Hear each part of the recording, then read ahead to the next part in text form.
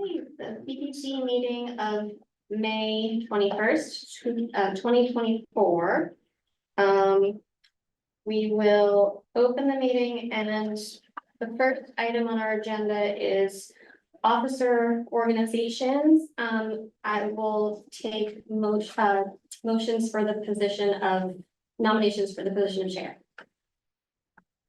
Mr. Griffin. I nominate Dave. I'll second it. Seconded by Mr. Pierce. Right, and is there any discussion? Hearing none. All in favor? Aye. Aye. Let the record show. Did you vote? Yeah. Yes. Oh, okay. okay. 4 in favor, none Can't opposed. remove me. Yeah, if you said no, that would have been tough. Okay, Hey, it's all yours. all right. Thank you, and I appreciate it, and I look forward to, a year.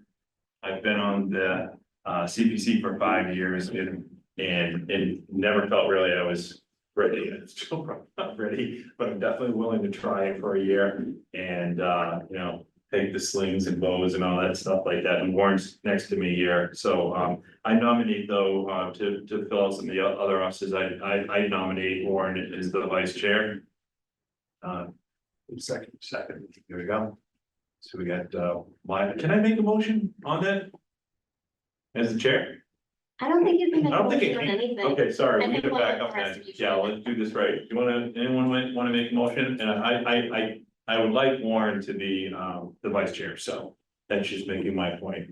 You don't have to. No, they were vice chair. I'll second that. All right, so we have a motion and a second. Any further discussion? All in favor, say aye. All right, let the record show at 5-4. Yeah, so Warren, on board. Let's see, and so, we I should actually, give them a condition, by the way. what was it? Oh, the fire station thing? He's gonna do the fire station thing. What's weird is that's not even on here, but yeah, so it's just another thing to keep We'll on. add it. Yeah, so, Way too many things. we have the third officer for the secretary, right? You still want to do that? Sure. Okay, good, so we just, do we have to not renominate? Like, probably have to, right? Yeah, Yeah. Steve, we gotta help her in the audience here. I'll nominate Ryan for Steve, we're trying to do better, trying to follow Roberts, like we're really trying this term. I'll nominate Ryan for clerk. Here you go. You have a second? Second. All right, thank you, Jeff. We have a motion, a second. All in favor? Well, actually, any further discussion? All in favor, say aye. Aye. The record show, 5 in favor, none opposed. All right, so on the assignments, and everyone has the sheet here, so. I guess what we could do, we'll just go down the list here, there's gonna be any changes, clearly Jeremiah had 2, one here, I highlighted the housing partnership committee and school committee. So those are definitely open, and there's also opportunity for, as we go down the list here, if anyone wants to change anything, so starting first with select board. Is that Warren, you were on select board? Nope, that's you now. So that's me, okay. So Danielle, you got that? Thank you. Great. Okay, and then Conservation Commission, Warren, you were Yeah, on that? I still. Okay, We so got a Warren's new, we got a brand new agent, so. So you're gonna stay there, right? Yeah, stay there. okay. Zoning Board of Appeals, I'd like to stay on that, I find that really interesting, so. And that. And then we'll get to the position that Jeremiah had, or the should be, so Housing Partnership Committee. And Daniel, can you explain to what the Housing Partnership Committee does? I can't because I don't know. You I don't think it's been defunct for a long time, as far as I know, are you? Yeah, it hasn't been very active, Okay. so someone might want to take it that way. Some low hanging fruit. Yeah. It's like taking psychology at first year in college. You know, 300 people all. Something about the housing Get partnership, sleep. we keep doing more pieces of land and trying to sell them, trying to get them built. They could have some input. They may get together again. I don't know that they've met in a long time. Does anybody want to hold something up for that? Certainly we should choose someone. I suppose we could eliminate them, and then if they get back together again and ask for a liaison. That's a good plan. Yeah, That's a good plan. Thank you. So next one, Metropolitan Area Planning Council, I'm on that, so I'll stay on that. And then Historic District Commission, Jeff, you were.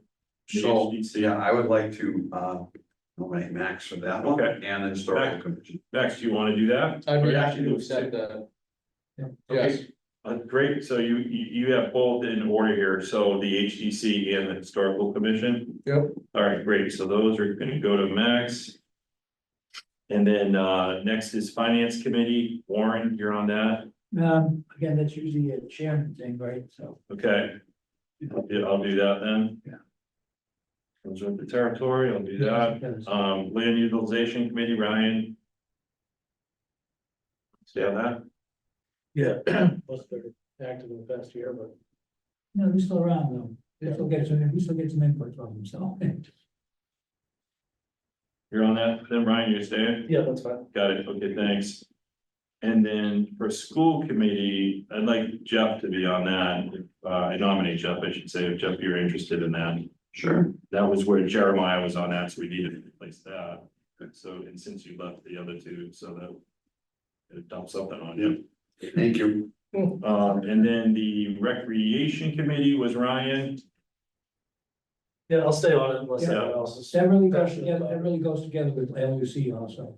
They work a lot together, so those two are good things to have with the same person. Ryan's a rock star too. I heard you like chaired up a playground project. Oh, yeah. Yeah, everyone's talking about how great, how well it's managed. It's like higher in OPM, right? This is what you get when. The free OPM's the best OPM, isn't it?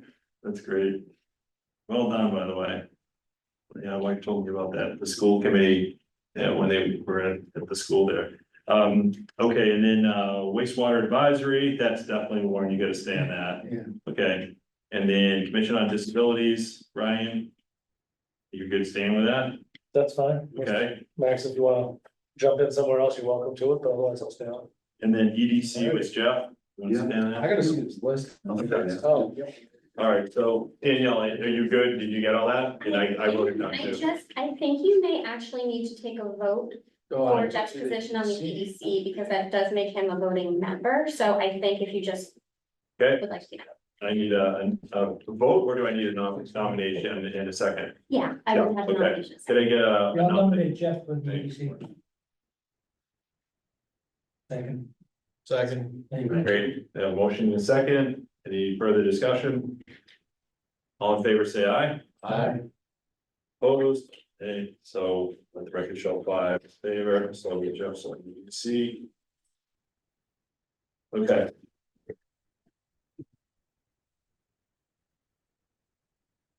We can do minutes, well, actually, so we get 10 minutes, so we can actually do the minutes, you wanna do the minutes, guys? Yeah. Has everybody read the minutes, Max? Have you read through the April 9th one, and there's the joint select board meeting one? Doesn't like it. Oh, sir. I So- will let IT know. Yeah, okay. Brian, are you, We got one for you. are you good with that? Have you read through any of it? Yeah, I'm up to spot. And these all belong to the town. Oh, wow. We got it. I think I had Danielle, when we got our first version out, it was from the select board really, right? Because Debbie wasn't there to do our minutes, right? Right, So- right. Yeah, and so Danielle, I raised as a concern, this is on the joint meeting. There was a lot of really good constructive lively debate between the group, and it was just not in the minutes. So I just asked Danielle if she could kind of look into that, and you did a great job putting in everything from the NORCAM meeting probably. So it's a little bit more reading, but it's, I think it captures a little bit more the issues that people were raising, and you kind of highlighted it too, right? Because the NORCAM stopped in the last 20 minutes or something, the tape broke or whatever it was. I ended my part of it at the point that the team Right, and ended, then it picked up back where the administrator for. I just left. Yeah, What was there, yeah. exactly, left with, yeah, so, I'm good with that, I don't know. So in the minutes, I can't pull this up, I'm having a lot of trouble. Okay, In the last 20 minutes or so of that meeting, is there, I know that this is the joint meeting, correct? correct. Okay, so I do know that like there was a census, the board. Went 5-0, and I know NORCAM at that point kind of ended their thing. Are there any minutes in the meeting after that? There are, but it's their kind of, Because I know like the minutes that were issued, that the select board issued, I read those and there was no discussion after that.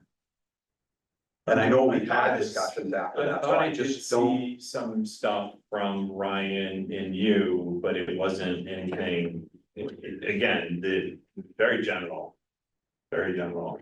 Right, I mean, there was Even probably about prior- 25 minutes of discussion after that, and none of it, I didn't Yeah, see the anything. problem with that one too, Jeff, is it's not recoverable in the sense, whereas at least Danielle went back and she filled in, you know, what I thought was, like I call it crib notes. But it's now a little bit more comprehensive because it's the actual dialogue and then, but after that, you can't do anything about like, no one reported after the NORCAM got out. I can ask if the select board's recording secretary has the recording, she's just been out this week, but Oh, I okay. I will ask if she Yeah, still has If we one. could get that, that would be Yeah, we great. can 'Cause I- approve them on the next meeting, we can do the Yeah, that'd be April good. 9 ones, I think, I don't know if they always keep them past the point that the minutes are approved by the select board, but I will definitely. Thank you. So Ryan, do you want to just do a motion on the 9th, the April 9th ones, and we'll just shelve the Hold on, joint? 25th. Mr. Chair, I move the Community Planning Commission vote to accept the minutes dated April 9th, 2024 as written. Second. Yep, everybody? Warren? Second, it's, Yeah, I'll second it. thank you, I have motion. Oh, I'm Second. sorry, Dave, I was right. Yeah, no problem, I have motion and second, any further discussion? That was the April 9th, correct? Yeah, the April 9th meeting minutes. Seeing that there's none, take a vote, all in favor, say aye. Opposed. Record show 5 in favor. Okay, so that's it for meeting minutes. We have 8 minutes, so I'd like to go quickly to the zoning board of appeal. There's only 2 items that we can comment on. One is more contentious, so I just start with 120 Marblehead. Has everyone kind of looked through the 120 Marblehead call it folder with documents that Danielle provided? They're looking for a height variance on an accessory building that's to be constructed, it's not existing. From the 20 to the 25, I think, Danielle, it has a cupola on there, as we know, cupola doesn't count. So it's just, they're looking for that extra 5. So, I don't know, anyone else want to comment on that? I don't know what other impacted. And seeing that there's not a lot of, jumping in, but I did look through it, it's over they have 2.2 acre lot off of Marblehead Street, so it's a little bit more rural and out there. It's situated way in the back, behind the house. I personally don't see, there's great setbacks, they're not like 10 feet from the property line, or it's all 35, 84 to 35.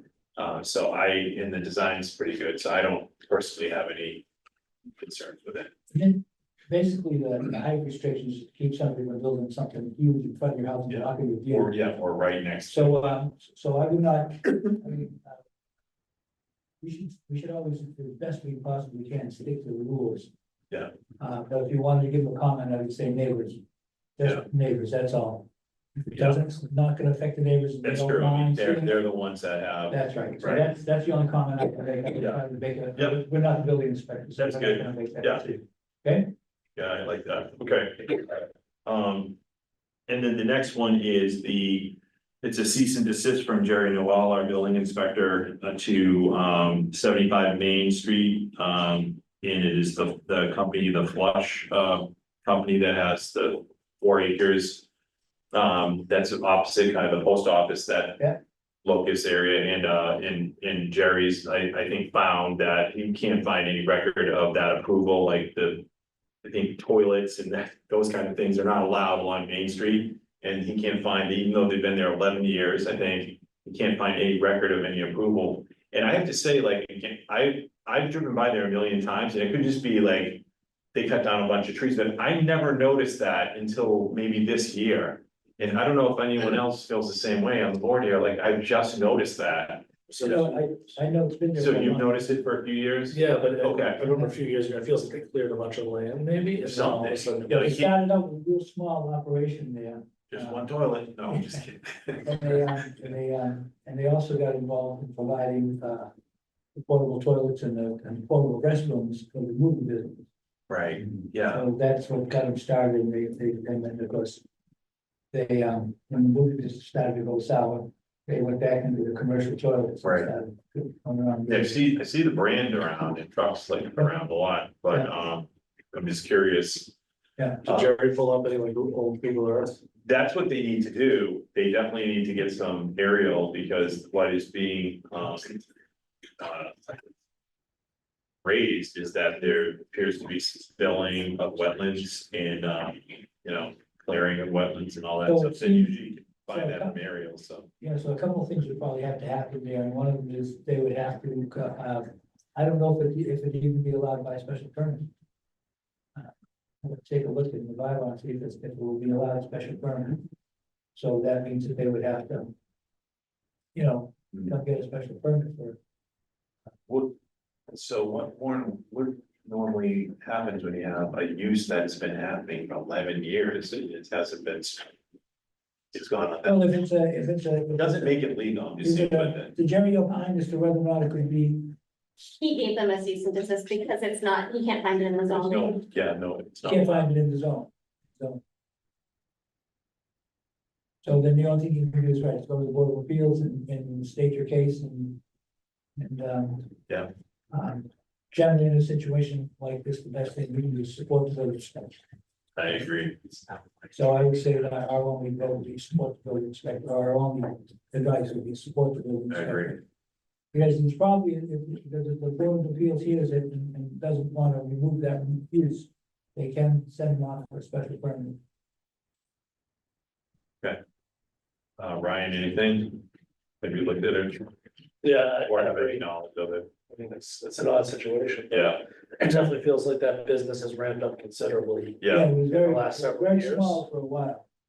And just looking at the current Google Earth, and I haven't been able to pull up the date on it, but it looks like it was a lot of storage going into tree cover, so right, hard to tell without being on the ground there, but right. I see why the objection was raised. And Max, you need to just get access to the share folder, right? I have it. Okay, just Yes. want to know, so do you have any comment? Have you looked at it Oh, all? I've actually been over there. Oh, yeah, Yeah, I was back at the adjoining property. Yeah, there's a lot going on back there. It definitely appears that they're pushing into the wetlands back there. I have no other comment. well, they can confirm that. Jeff, anything? I'm with Jerry on this. Yeah, so I think, Daniel, that's just our comment. Support the building inspector. and Decisions. Action. Okay, so. I think that was a single family home back there originally. Yeah, and that's their offices now. Yeah. Yeah, it's like an L-shaped house Yeah. that's, And it was its own commercial there, I believe, so. yeah, So going from a house to an office was probably yeah, not. and they own the gas station in the front, the former gas station in the front Right. as well. Yeah, they bought that, they were using that for storage as well. Yeah. They don't keep that building very pretty. That's an eyesore, that one. Yeah, I'm not sure if that's part of that property or not. it's not, it's a separate lot, it's a half acre, yeah. And the other one's 3+ acres, whatever. Okay, so we've covered meeting minutes, we've got, we're at 8 now. So we need to go into our, planned meeting here, and Ryan, do you want to read? Give me the thing, read the notice. Ugh. I can. I can put this. This kind of crossed out.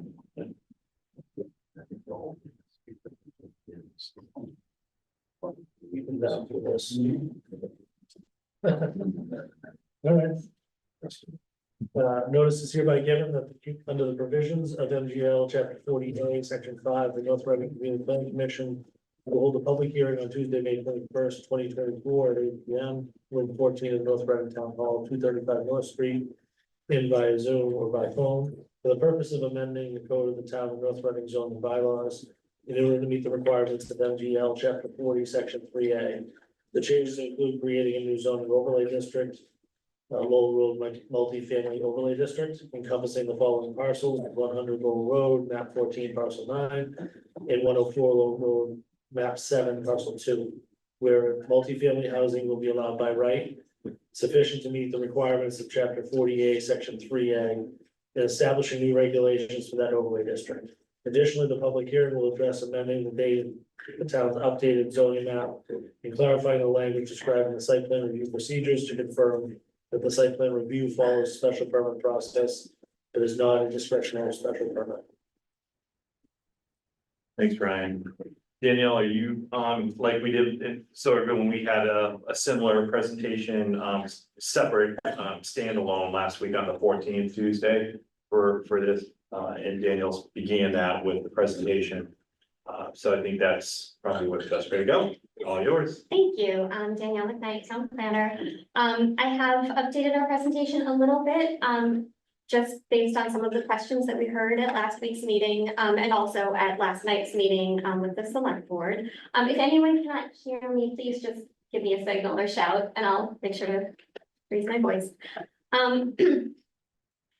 A new section 3A of the zoning act was signed into law in January 2021, and in 2022, the state released guidelines for communities outlining those new requirements. The new part of the zoning act requires MBTA communities, including MBTA adjacent communities with no service within their borders, to have at least one zoning district that allows multifamily zoning by right, which we do. The state then issued guidelines specifying the size, location, unit capacity, and density of the required districts for each town. Once the town received the guidelines, we responded by choosing the one area in town that already meets or exceeds almost all the criteria, proposed new zoning to incorporate those two properties as a new zoning district, and proposed an adjustment to the by right number of stories allowed in order to fully meet the state's requirements. All other requirements being made by the state have already been met by the zoning in this area.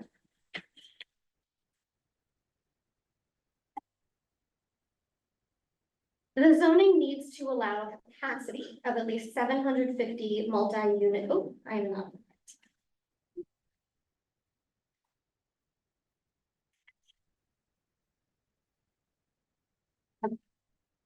The zoning needs to allow a capacity, I'm sure everyone is in the meeting who would like to be, of at least 750 multifamily units by right. Please note, and I will provide more detail on this shortly, this does not mean the town would add 750 units onto the already developed sites. This figure is simply a calculation of estimated total capacity. The proposed zoning district is nearly built out and already allows more than this requirement, as it is currently permitted for 908 units, most of which have been constructed. The focus of the statute is on what the zoning allows, not what will be built, and there is no requirement for towns to produce any new housing associated with the zoning or to provide infrastructure to service it.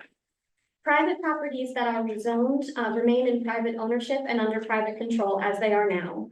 The zoning can't restrict age or number of bedrooms, and ours doesn't, since Martin's Landing is age restricted by choice and would remain so. This is not addressed at all by our zoning, so no change to that is proposed.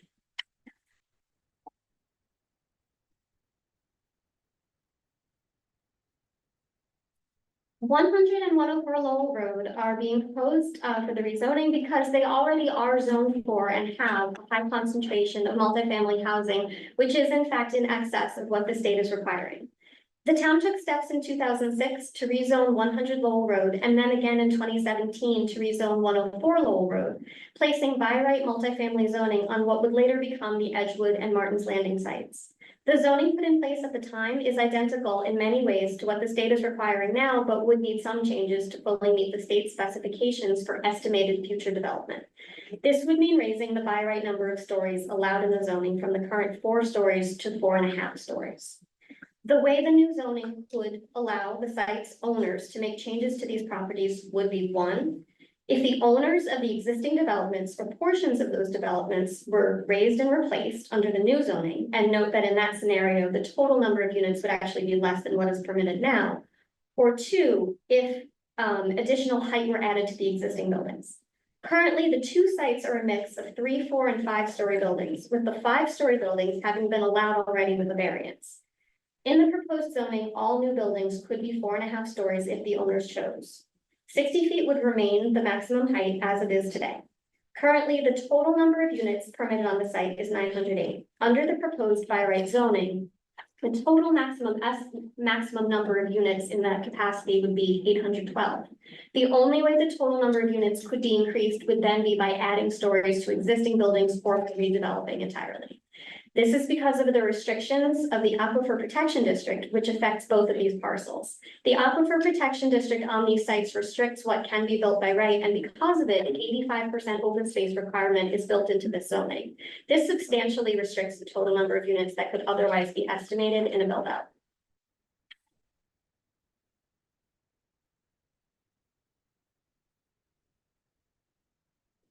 Because we have recently been asked many questions from residents about the 750 unit capacity number, I would like to explain what that figure means. The state has required us to show, based on their formulas, that the dimensional requirements in our zoning, along with the physical suitability of the land for development, that an estimated unit capacity of 750 units would be possible with future redevelopment under the new zoning. This does not mean adding 750 units to the sites in the district. Under the proposed zoning, the expected yield for future development would be similar to or less than what is currently existing or under construction, which is 908 units. There's no expectation, nor would there be room in the proposed district for an additional 750 units. Some units would be added with additional stories, as I mentioned, on some of the buildings, but not 750. The proposed by right zoning could not accommodate this many. And as noted, the Aquifer Protection District restricts much of the land in this area.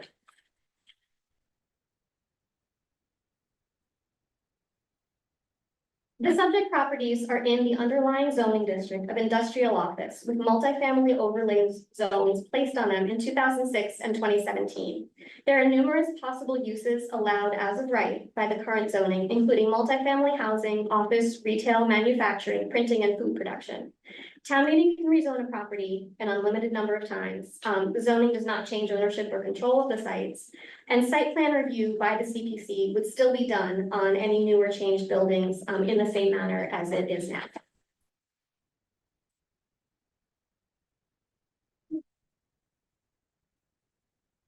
To summarize the 3 articles on the warrant, there are 2 basic changes needed to the district zoning, as I mentioned, in order to achieve compliance with the state. The first would be to allow the dimensional changes just discussed, which would raise the number of stories allowed by right from 4 to 4.5.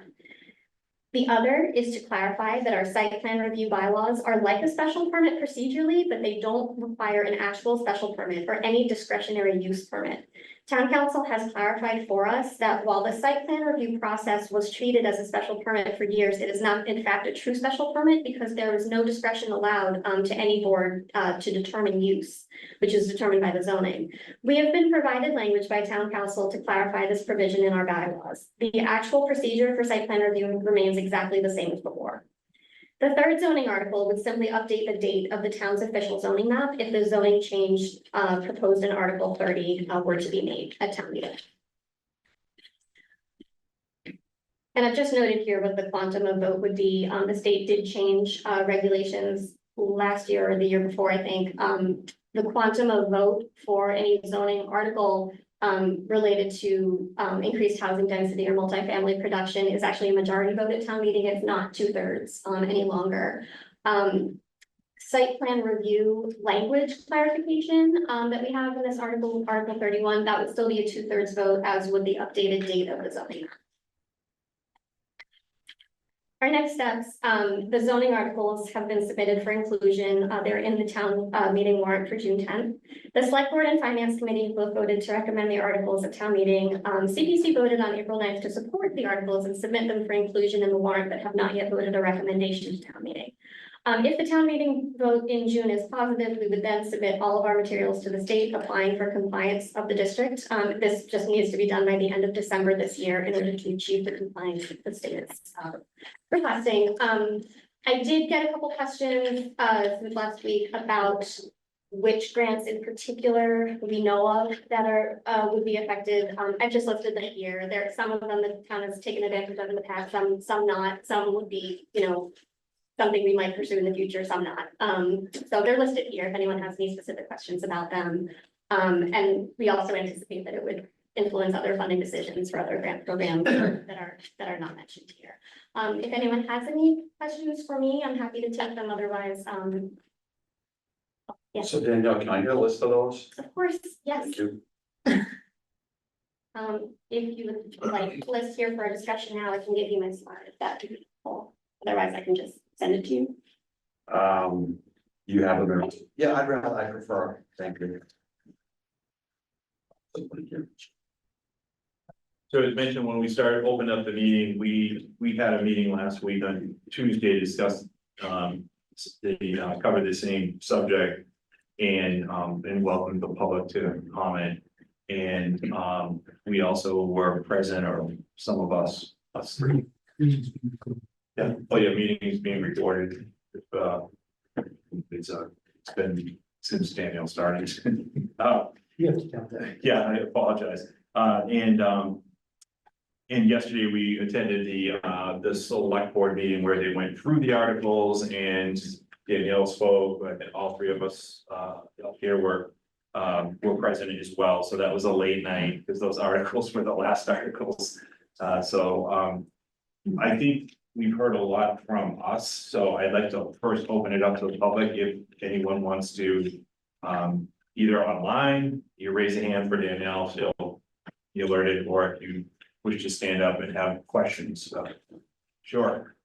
Please state your name, your address. Jeff Ewell, 427 Park Street. Yeah. Question, it's 750 units for the 3A, right? It's, That's our required estimated unit capacity, yes. okay, so can you max, or can you go over that, or can you We're already over that. Yes, go below that? you can do either, yeah.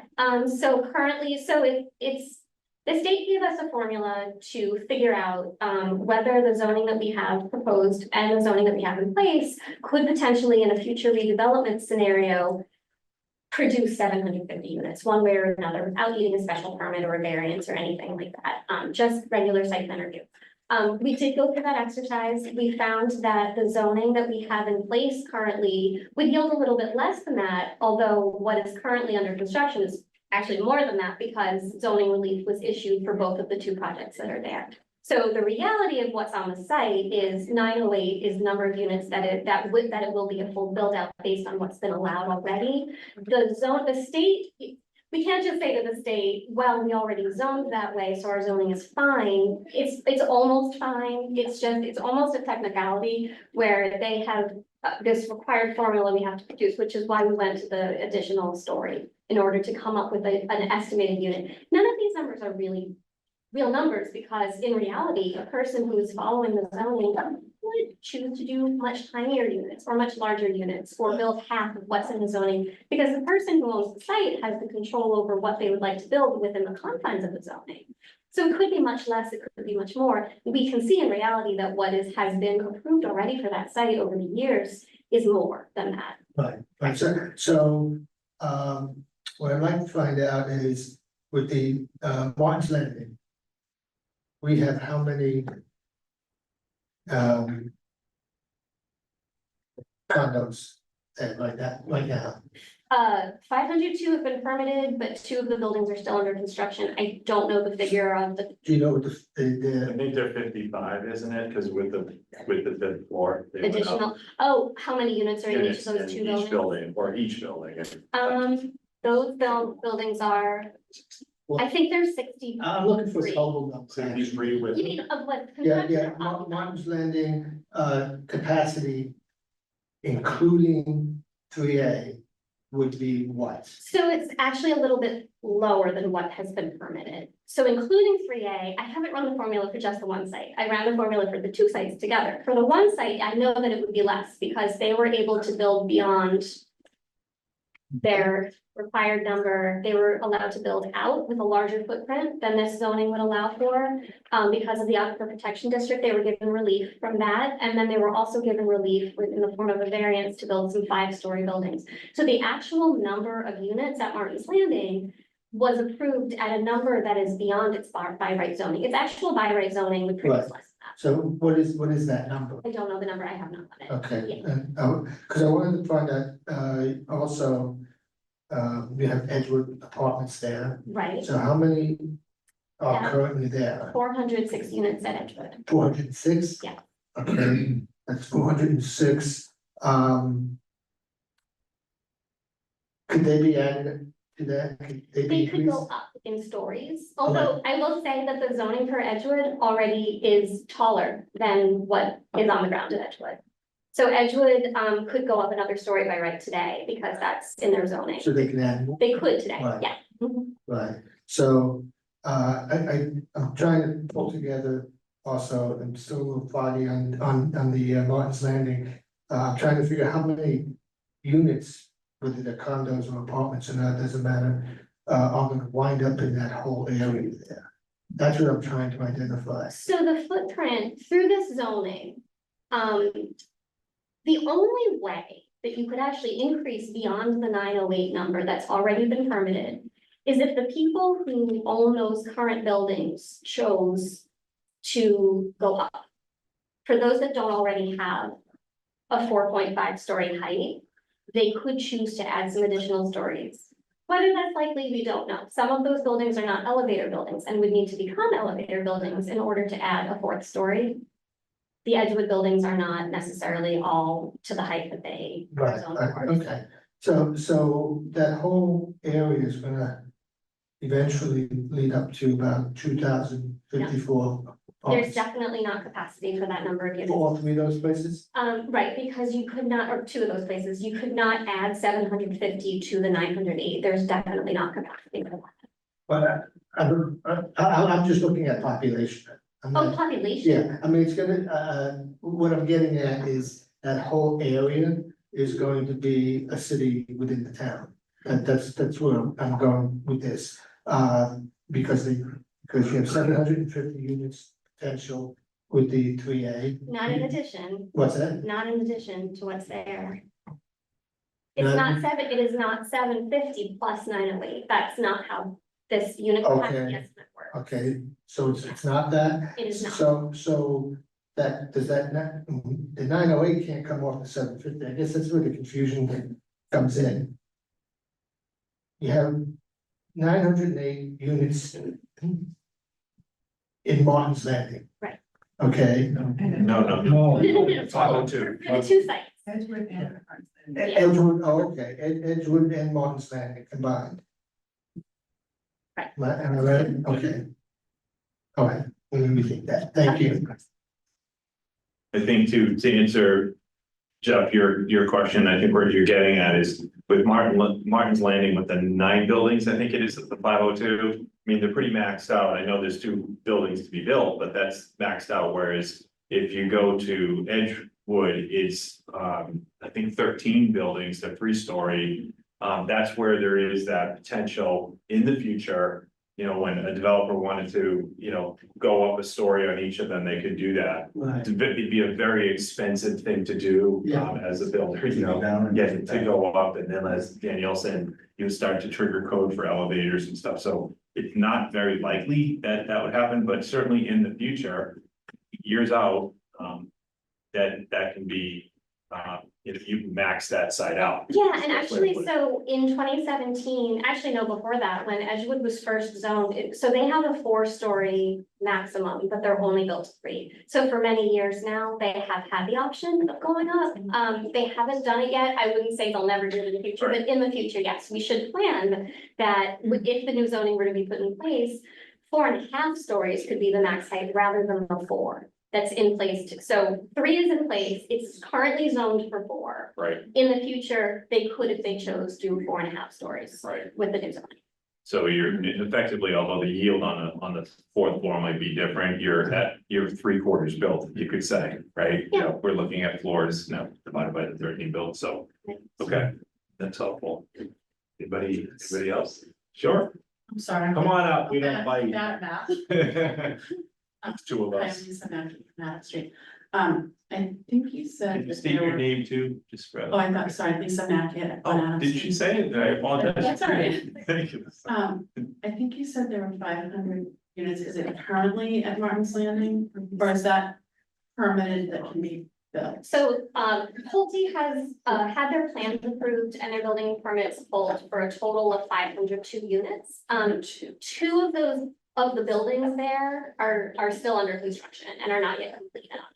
But in the end, when Martin's Landing is completely finished, it will have 500 units. And then Edgewood, you said has 13 buildings and that can have a maximum for the 406, which is where the 908 comes from. So the 406 is what currently is at Edgewood today. That's what was approved through their permits. Yeah. And so that's, yeah, the 406 plus the 502 is where we get the total expectation for 908.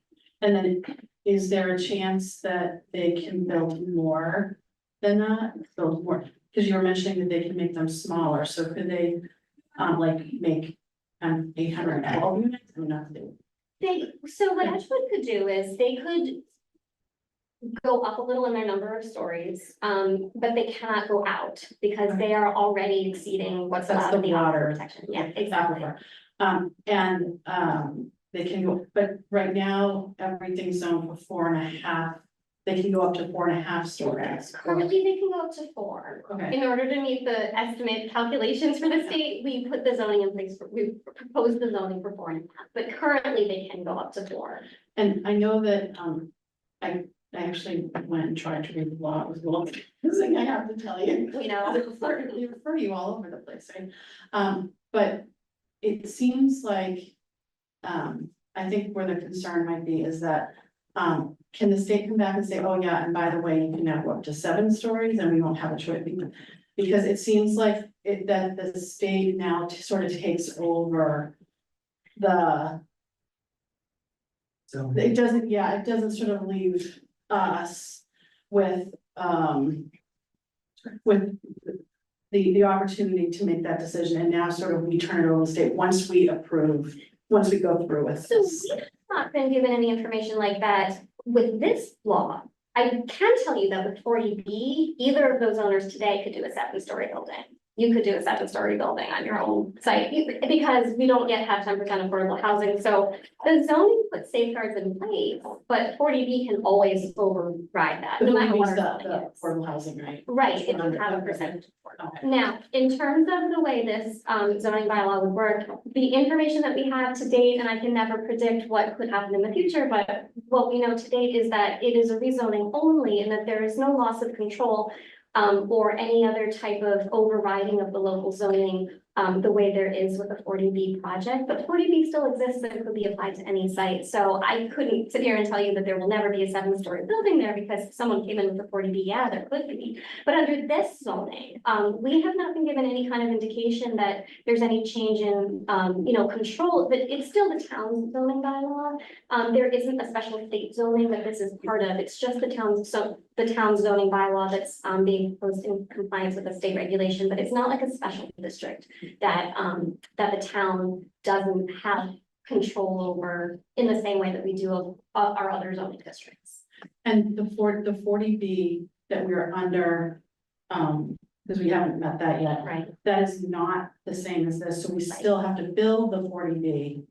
Or we're still. We're still under, we're subject to it. Yeah, We're so subject to that, that. and how many units is that? We're short, I think the new number is 55 units, we're short. So somebody could technically here go up to like 7 stories. They to meet could. that. I don't think If the the site, state, if the state could approve a 40B site on anywhere, Yeah. right? Now, if they did for these sites, I don't know what they would run into in terms of wastewater, their capacity for whether their treatment plants would need to be rebuilt or expanded. I mean, there are other environmental restrictions on these sites in terms of, but yeah, in terms of the zoning, they could override that zoning. and if there are, and like the wastewater stuff all has to be done, where does that money come from?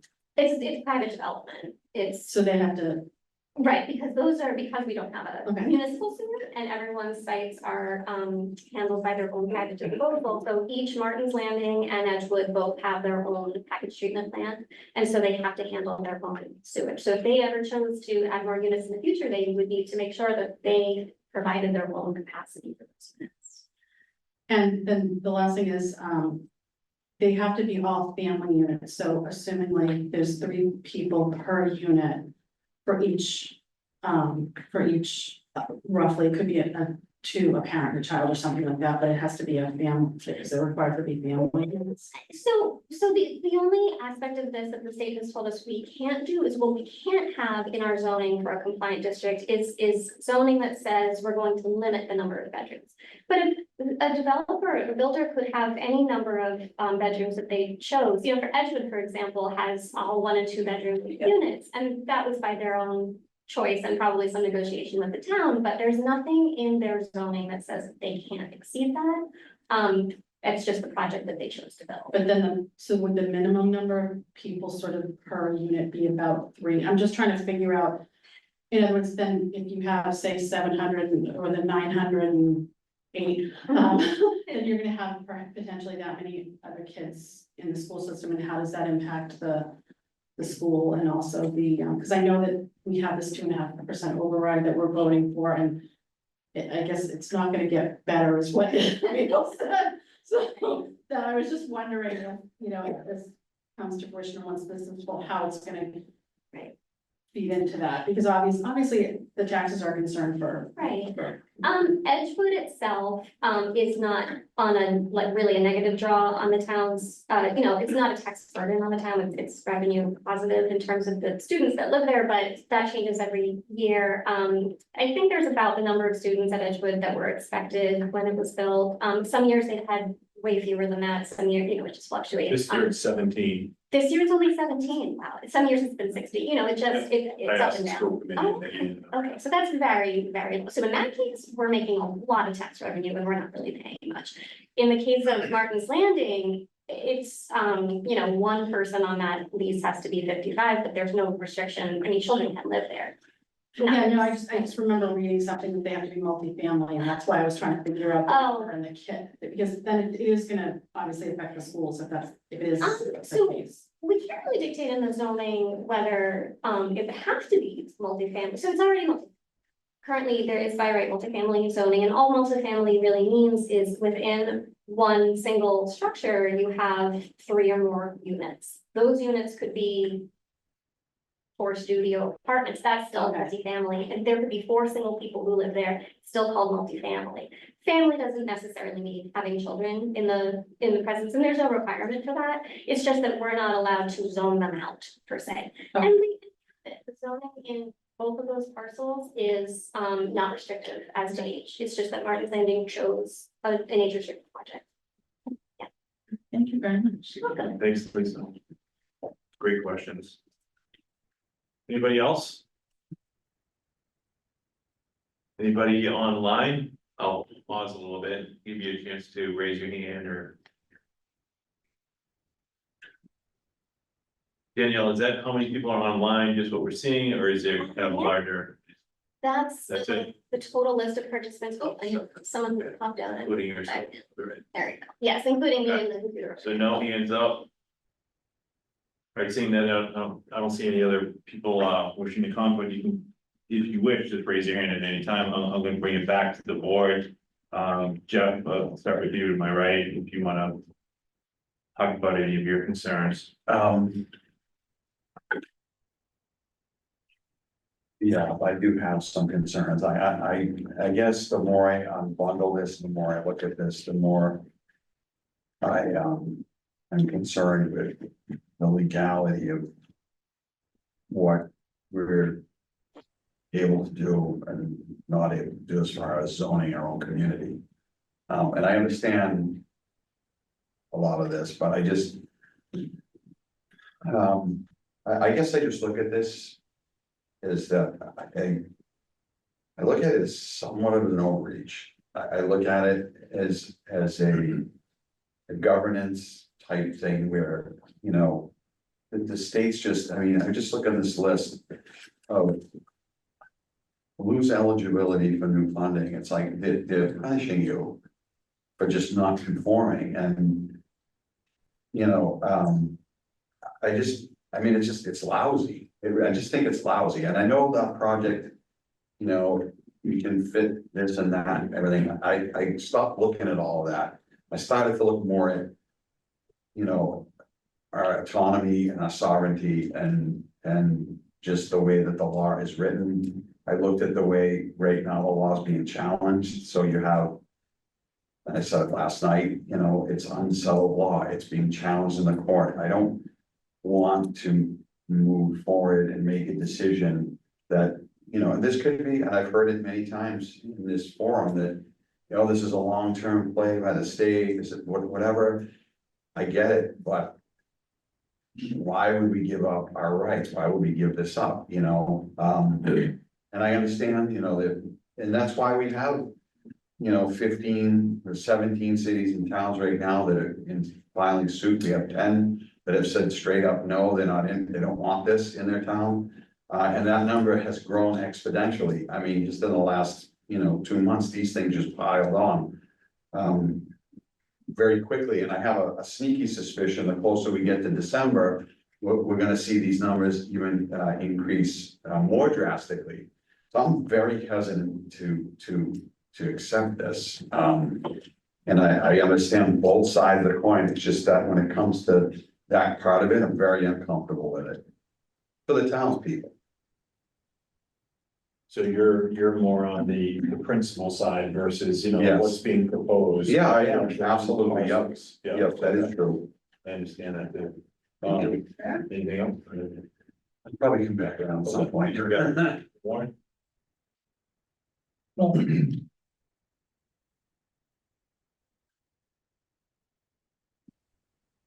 You know, I understand what you're saying, Jeff, nobody, I don't think that anybody's really happy with the fact that the state has come down and basically told us to go and tell our townspeople to vote for a bunch of, for some zoning overlays. However, I don't see that it's hugely different from somebody coming in and saying, guess what, we're 54 units short. And so we're gonna build an apartment, we're gonna put an apartment building over here under 40B, and you don't have anything to say about it. The state has every right to do that, has done that in this town a number of times, so that option or that situation has always existed. And that's why we have the 40Bs we have. We lost some prime retail land to 40Bs. So we just really won't have the opportunity to do anything about it. So because this has a virtually zero impact on us as a because again, as Danielle explained, it's already all built, it's already all there. All we do is make a couple of zoning changes in that area, which basically mirror what we almost already have there, except for some technicalities. We're really doing almost nothing and complying by doing that. That's pretty good. We're very lucky that we can do that. But then to not take advantage of that situation, I think is a big mistake. And the other thing is, if you, I still believe that if you, the people that do, there are some people that have already complied, they're already all done. And nobody ever mentions that. How many communities have complied already? To make sure that they don't have to deal with these loss of grants and things like that.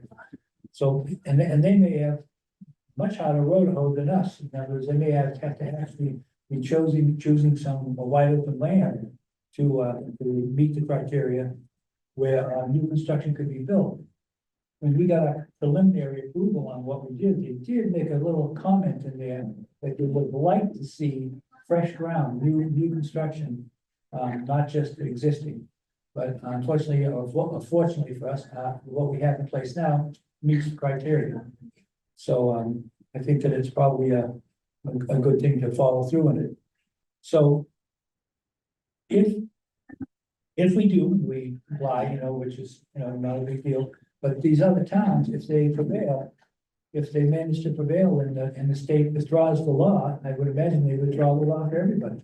I don't think they could withdraw a law just for one thing. I mean, I mean, one of the examples that I was heard about was that if you with the whole marijuana thing, that all the people that got arrested and went to jail for possession, as soon as they changed the law, they let them all go.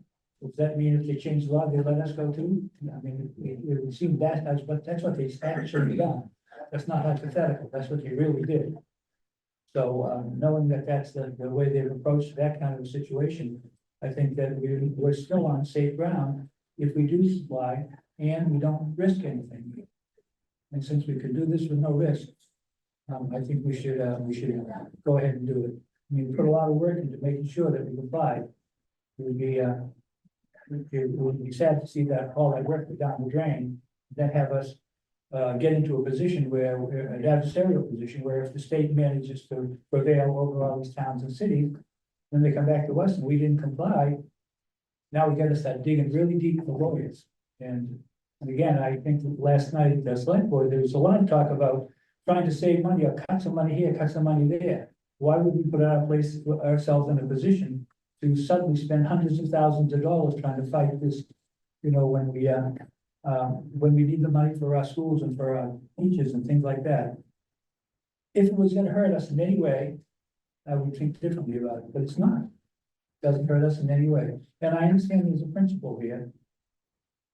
But if the state had never done something like this before, but every 40B is the same thing, they can walk right in and just do it to you and you can fight it for a while, but unless you meet the current criteria, you're not gonna win. We have in the past had a couple of 40Bs where we spent a lot of time negotiating with them. Because you can negotiate with them a little bit, but if you get too far, you push too hard, they go to the court and you're all done. So I think if this is something that we've done the work, we have everything ready to go, we should follow through. And then we can wait and let the other people spend all their money on lawyers fighting this.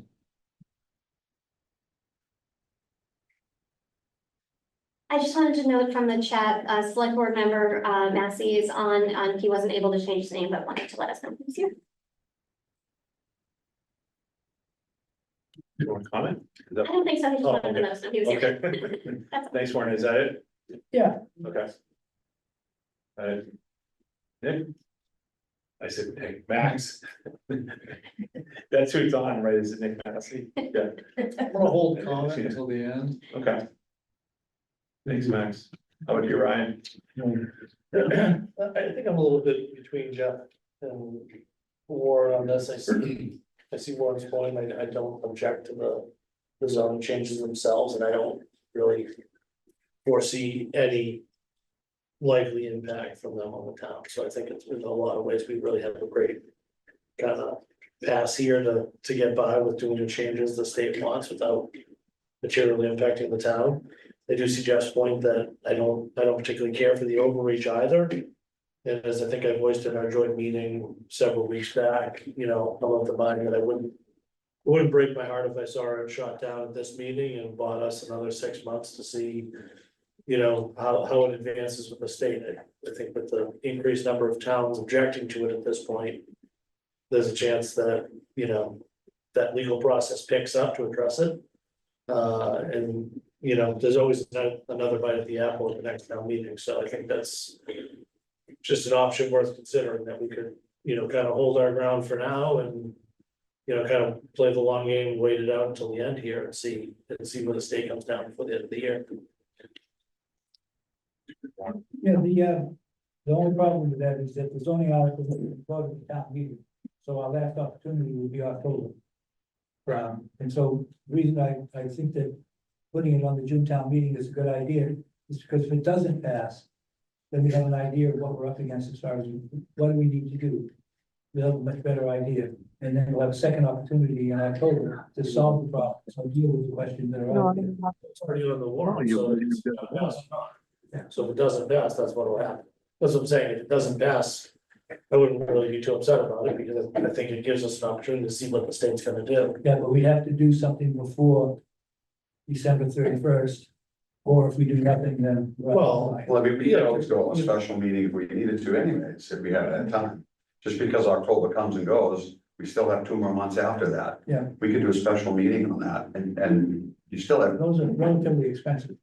Hmm. A special town meeting. $7,000. well, I get it, but Yeah. you know, I mean, I don't think that you can put a price tag on autonomy and sovereignty. I just don't think you can. That's where I'm coming from.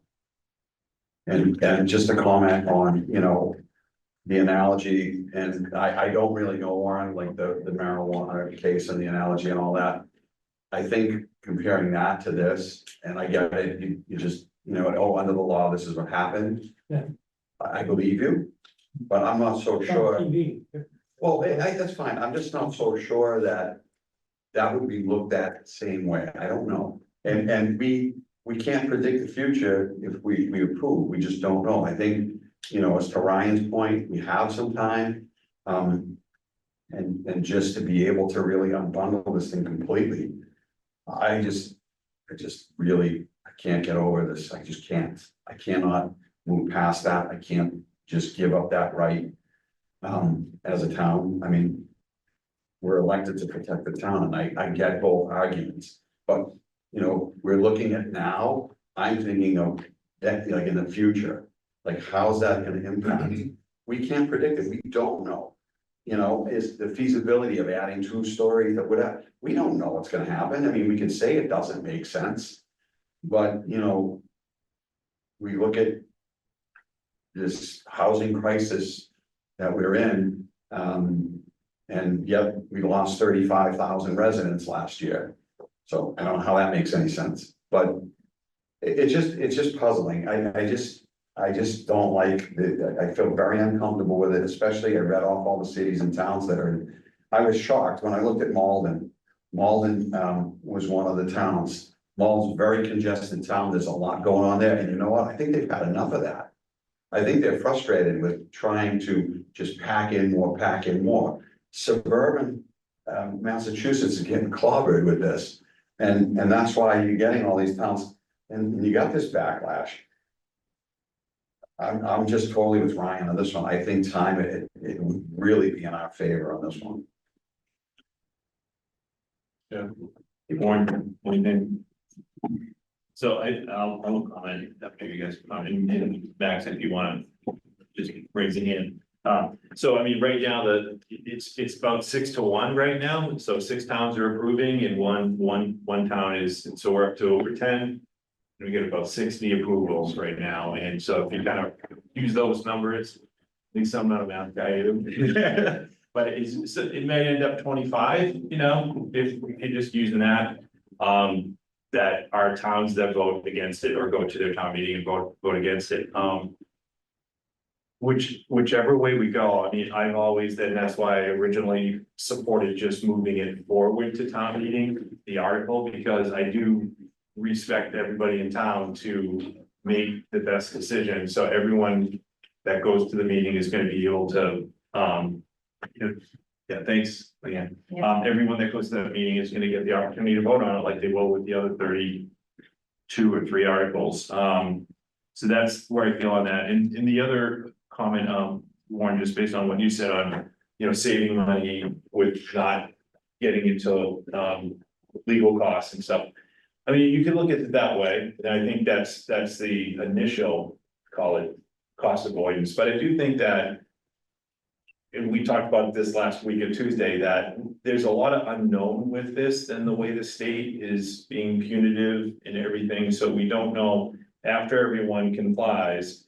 And shows their fealty to the state, you know, what's the next round coming our way, and that seems to be. You know, the MO, so that's the part I'm nervous about, because when you talk about savings, you're right, if you're not paying legal fees, spending off the state, we're saving. We're avoiding some costs for the residents, but what are we bringing on, you know, potentially? So, go ahead. How much money have we spent on Elm Street so far? Well, not that much, as Steve, you know, do we have a number? It was, Well, there was funds raised by. yeah, 30,000 or something, Private Steve, funds, or, yeah, 30,000. private, and then we came in. The budget, the legal budget annually for the town is, and Daniel, you may know better, so around 150, in that range, Steve. Steve's here, as well, so if I misspeak, I apologize, but I know it's misleading when you see that budget, you think it's all was Elm or all, it's really just supporting the town and things like that. What I understand, it wasn't that much, but it's a good point, and I raised it before, it's like, we're not averse to fighting something for the right reasons, and we did it with Elm. And to support the residents around Elm, around that site that are in a way threatened by a very large development. And the town, and I learned a lot of this from Steve, but really jumped in to support that effort. And as Vincenzo said last night at the select board meeting is, we want, and then they went and changed the rules and came back, no, we're going back on it, and then it's back on. So if anything, that shows you an example of the state, how they can change their mind. And I just worry about that. But go ahead. If I may, one of the key things for me is that the zoning that they're asking us to put on that area is almost exactly what we already have there. We've already zoned, when that was built, we changed the zoning, we allowed the multifamily road.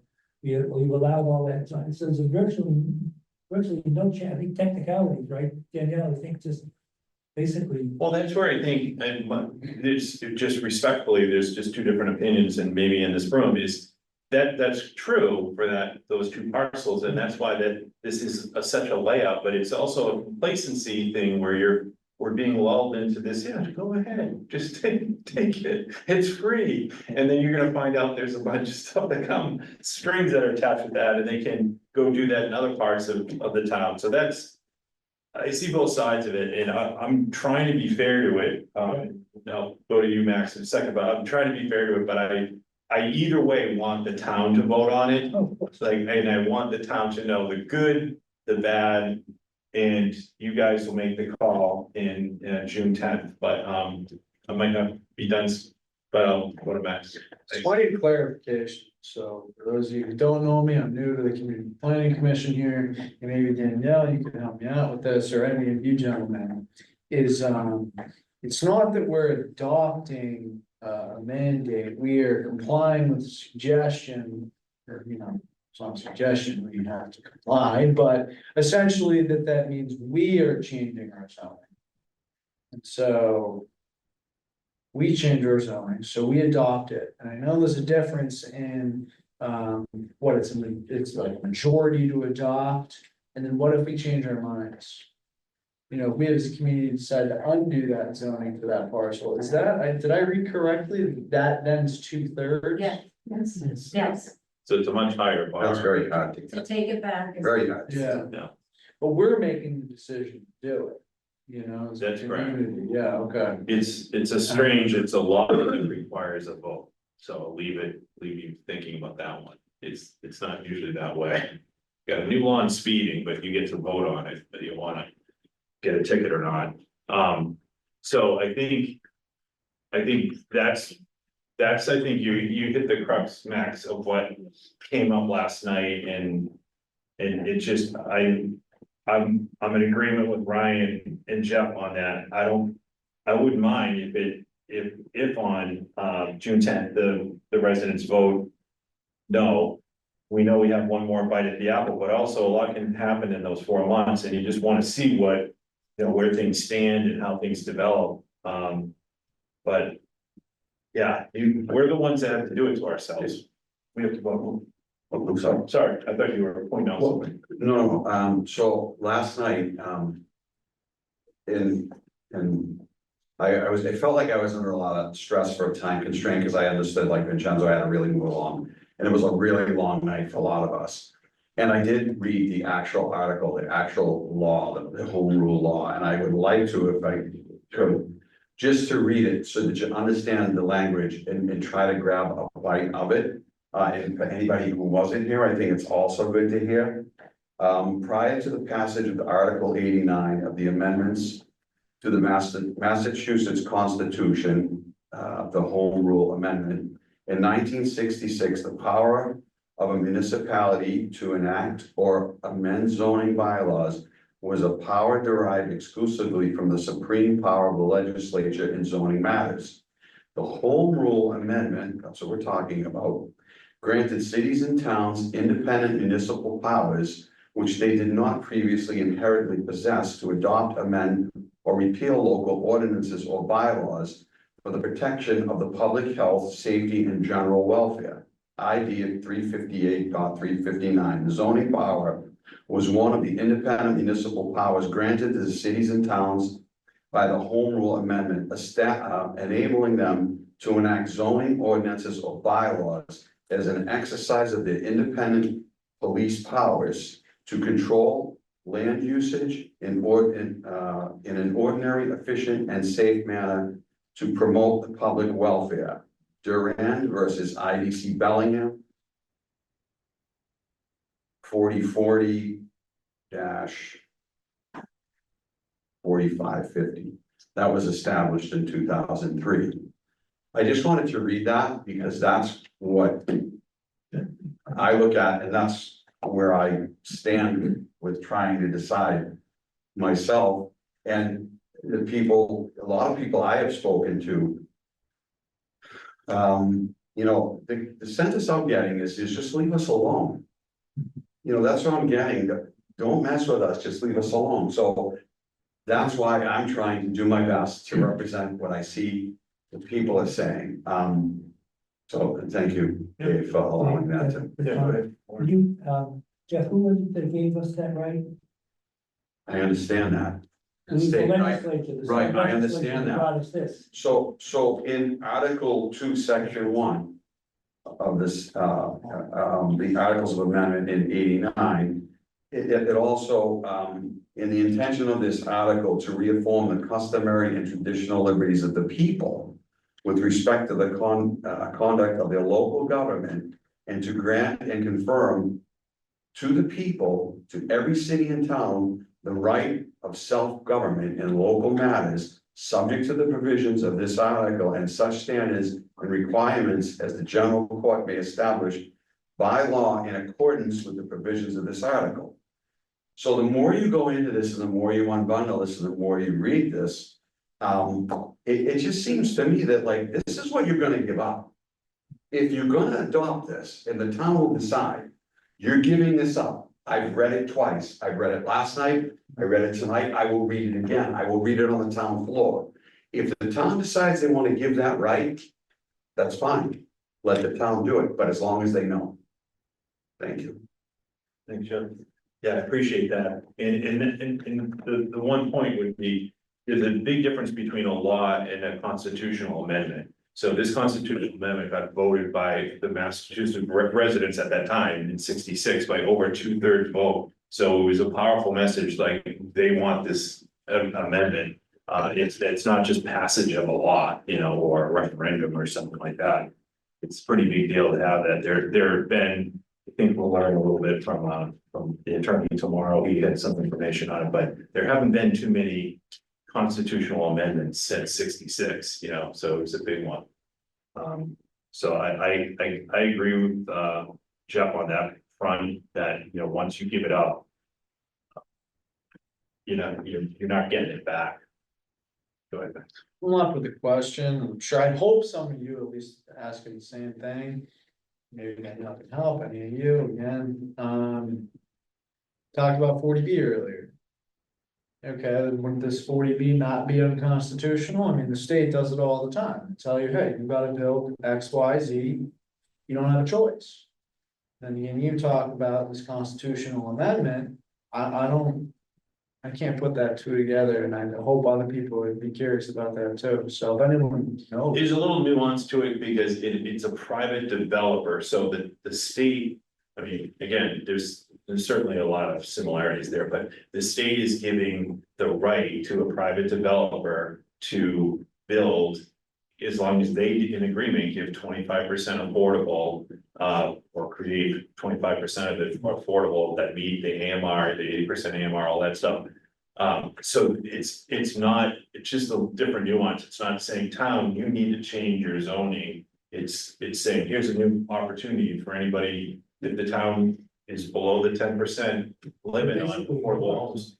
Yeah, so it's, but I agree, it is still an overreach. What's interesting too is 40B came out after, I think it's even the same year as the amendment, so I'm not sure how that worked, you know, we did one, the other, but it came out roughly the same time. That's how old 40B is, it's from the 60s. Yeah. So. Anybody else? Oh, yeah. Leanne, I guess Leanne, we got. Do you need me to, can I just speak from here? Yeah, but if you want to get up there, I think the mic picks up for the people at home better, right? I think it does. Hi, Let's Leanne just say Giselle. this. Just a couple of things. Max makes a great point. We are voting to change our zoning laws ourselves, which makes me wonder if these other communities prevail. The ones who have complied, you've already changed it yourself. Nobody forced you to, you did it yourself, so do you get to come out of that? I'm not so sure. So I think that's a question we need answered, and maybe the attorney tomorrow can answer. And that. Leanne, so their attorney, we did get that back. You did. This afternoon, and I thought one thing that was interesting is, in some, the MBTA guidelines anticipate that a town remains free to amend its zoning bylaws per GL 48, section 5, but any amendment determined by the EOHLC to take the town out of compliance with MBTA zoning requirements will be subject to the town to penalties and enforcement under MBTA zoning statute. You know, so again, kind of, you know, like, you can't lead the mob. It's one of those things. I'm just jesting, but there is a lot of language that says, once you do this, no, there's not a lot There's of, no coming back. there's not a lot of backing out. And the other thing about 40B, that Warren, you were talking about. The ironic thing is 40B, yes, it gets forced on us, but it's to create affordable housing. Ironically, MBTA communities didn't even have affordable housing in the whole, it wasn't even. That's right, there's no incentive in it, like, So- the incentive in the 40B is to, hey, stay above 10%. And all hands off, you know, so the town has a role there to try to enact affordability in some of the developments and all that, but you're right, in this one, there's no way out of it. We decided it on our own Right. to put it in there, but we didn't have to. Yeah. So, Yeah, it is very voluntary, it seems. thank you. Please. Please state your name and address. Irene Newell, 427 Park Street. Sorry. So, I feel like we already have 40B telling us what we should do and shouldn't do. And honestly, if it's for affordable housing, that's okay. But why would we put more, give up more rights to the state with this new zoning that right now, we have our own decision making for zoning, correct? Right? Yeah. And with 3A, right now they're looking at Edgewood and Pulte and things like that. But what's to stop them from looking at another spot and saying, we want you to build here, we want you to do this? And I think, the other night, Warren, actually, you said, but don't we have some kind of moral responsibility to help with the housing shortage? Yes, perhaps, but I'd rather those decisions be made on our timetable, our calendar, our locations, our costs. When we're able to do it, not when we're told we have to do it. And some of these things will cost us money, grants or no grants, we're not gonna get the money that we're gonna have to put into some of this future stuff. And given the state of Massachusetts, they start slow and say, oh, it's not gonna be a big deal. It will be a big deal because from year to year, or, you know, administration to administration, they can come back and say, it's kind of like the state giveth our rights, right, back in 66, and now the state wants to take it away. Our rights, and I think that North Reading is a very conscientious community. And this actually is good because it's really pushing conversations, it's waking people up. So maybe we would do a better job of helping with the housing shortage, but again, our own timetable. Now I know that Andover passed it, they voted for it. But I was speaking to a resident just a couple weeks ago who said, we voted for it, but honestly, most of us had no idea what we were voting for. And now everybody is up in arms. And I think, Dave, when you were saying, or giving the statistics of how many towns and cities have said yes, we're seeing a lot of towns and cities now say no because of what they're seeing the others are going through, the regrets that the others have. I don't want us to be one of those regretted towns. If it does cost us a little bit more in lawyer fees, looking at the budget and how we discussed it so much last night, some budget monies are worth paying for our autonomy to keep our rights, our time. I don't want the state to take it away, the right that we got. So, thank you. Thank you, Irene. And I think to Irene's point, I think that's why maybe different from Andover, and I can't speak for that exactly, but I want everyone to be informed. And that's why we're doing this. It's like Daniel set up these meetings. We want everyone going to the town meeting and being informed when they vote. Yeah. Good job. Wrong, Jeff. Sorry, buddy. And we fell on it the same way too, so. I want to address the point that Warren makes with regard to 40B. 40B is still there, right? I mean, it's not gonna go away, Right.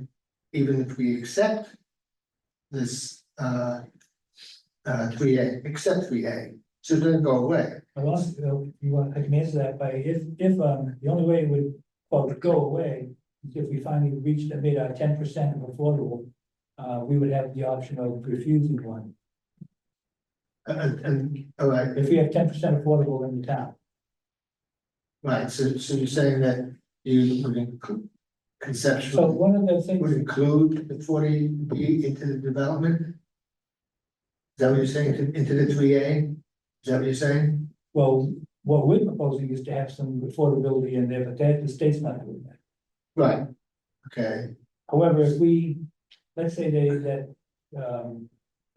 they added enough more buildings or enough more apartments over to, in Edgewood and in Martin's Landing to get us up to the 10%. So 10% of our housing in the town was affordable. That's a protection we would have against the 40B. all right, so then when we build all these new apartments or condos, whatever they're going to And we be. won't build them, develop them. Well, whoever, we meaning us allowing it, okay? Yeah. That now changes that equation from 55 to another number.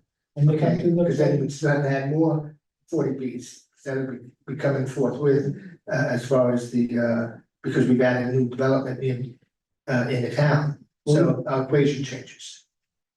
Well, we try pretty much when we have a project come in to make sure there's some affordable components to it. Right, I understand that, okay, but it's still gonna change the equation on us. All right, so we have bigger numbers on that. Yeah, I'm gonna go back to the October meeting. Interesting there. I mean, even in this meeting, even in the last night's meeting, even in the hearing that you had a week ago, there were still many questions. And tomorrow night, we're having a forum on this as well, at Kitty's. And a more informed public is gonna help us make the best possible decision we can make. If we just rush it through, and that's an MO of North Reading, and North Reading pushes things through, gotta do it now. All right, and we don't, especially when we don't. I don't believe we'll ever cross the bridge until we have to get there. So I gotta go back to that, and I hope that the CPC, at town meeting will recommend, that this be pushed up to October, passed over. And I hope the select board would say, yeah, there are a lot of questions. We may be confident in what we think. But the public is not confident in what they think because they don't know enough. So I think that's a really important approach and step for us to take. Thank you. Thanks, Jeff. Just, Yeah, I just wanted to make a quick comment, and when Irene was talking about someone in Andover, it's funny because my wife is a yoga teacher, teaches in Andover, and she also had a couple of her students, women, that they really didn't know what was going on up there, and that's a perfect example, Jeff, of information, making the right decision. I'm not so sure that Andover really knew exactly what they were voting for.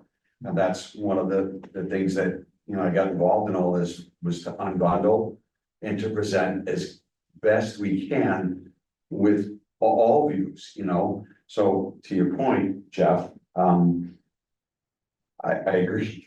I just totally agree. I said, we shouldn't, if we have the time, we should utilize it. Maybe that's something we should consider as a board, to pass over until October, and that I would think would give us plenty of time to, really unbundle this thing completely. And I felt this way in the beginning, when we voted last, to even move the warrant article for it, I voted no, because I still felt at that time, there were too many unanswered questions. I felt that it wasn't, yes, it fits the mold and however you want to put that, but the constitutionality of it, I think just outweighs all that. So, again, I know this town has fought for things before. They're not afraid to fight, which is great, because if we need to fight, we should fight. And not be afraid of it, and not be threatened by all, the grant stuff, and I get that is stuff that's available, and if you look through this list, there is some stuff, and I think Dave, you pointed out like some of the things that have gone on in the past, and I think Mr. O'Leary's been pretty instrumental in knowing some of that stuff too, which was helpful for me. But I think all of our information together and all of our conversation together is going to find us a solution in the end. But I really believe time, we have a little bit of it, and I certainly would consider a pass over till October, passing over this article, 30, 31, and 32.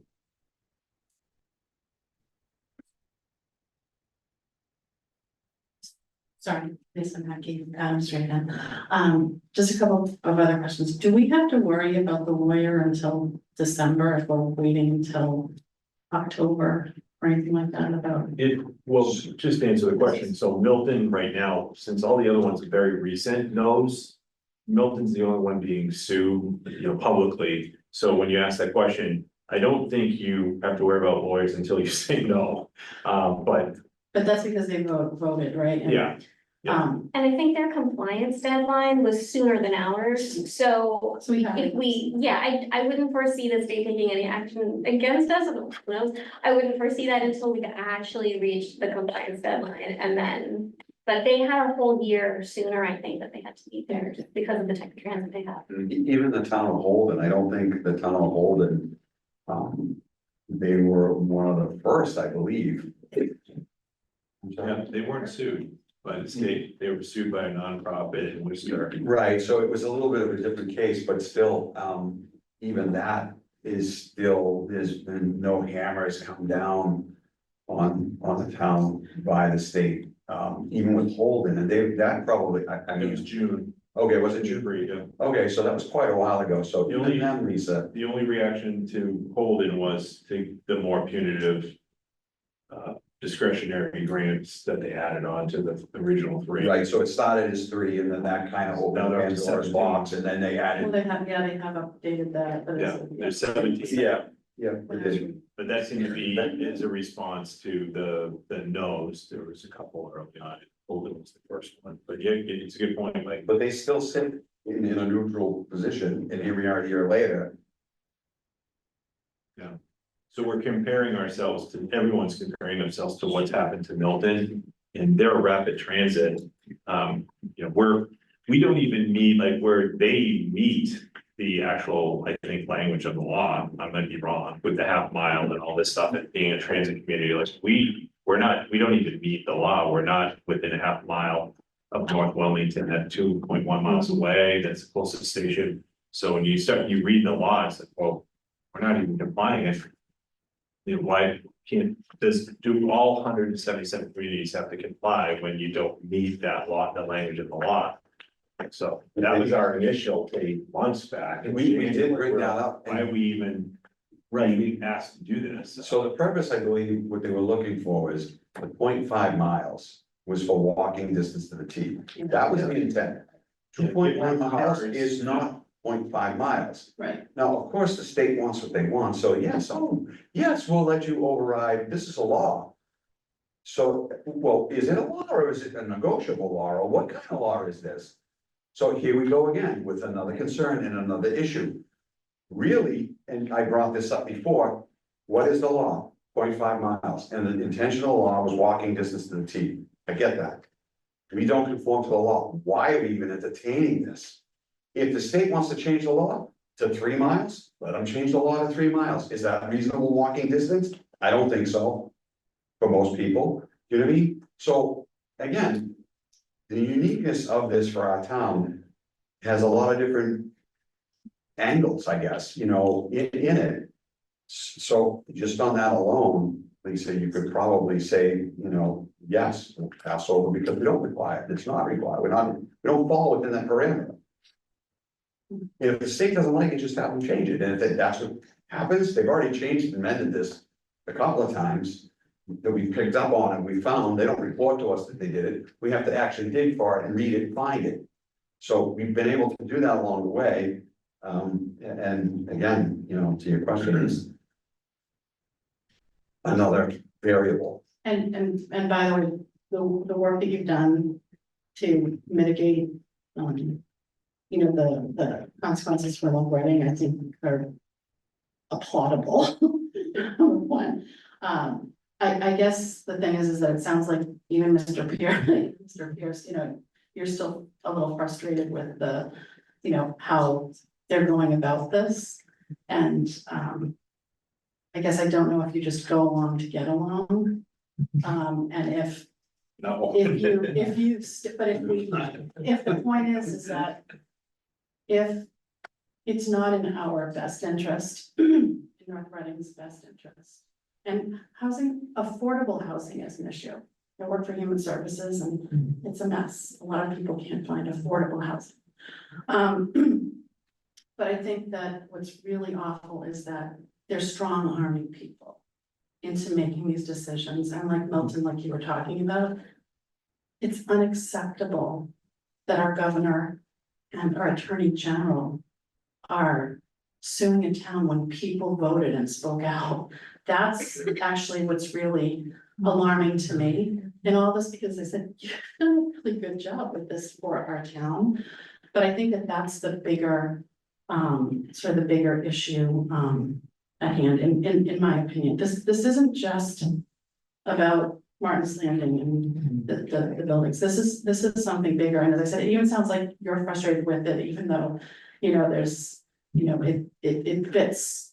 But I think that's the issue. I agree to a point with Jeff that I think there's overreach, but it's not an overreach that the state hasn't done before.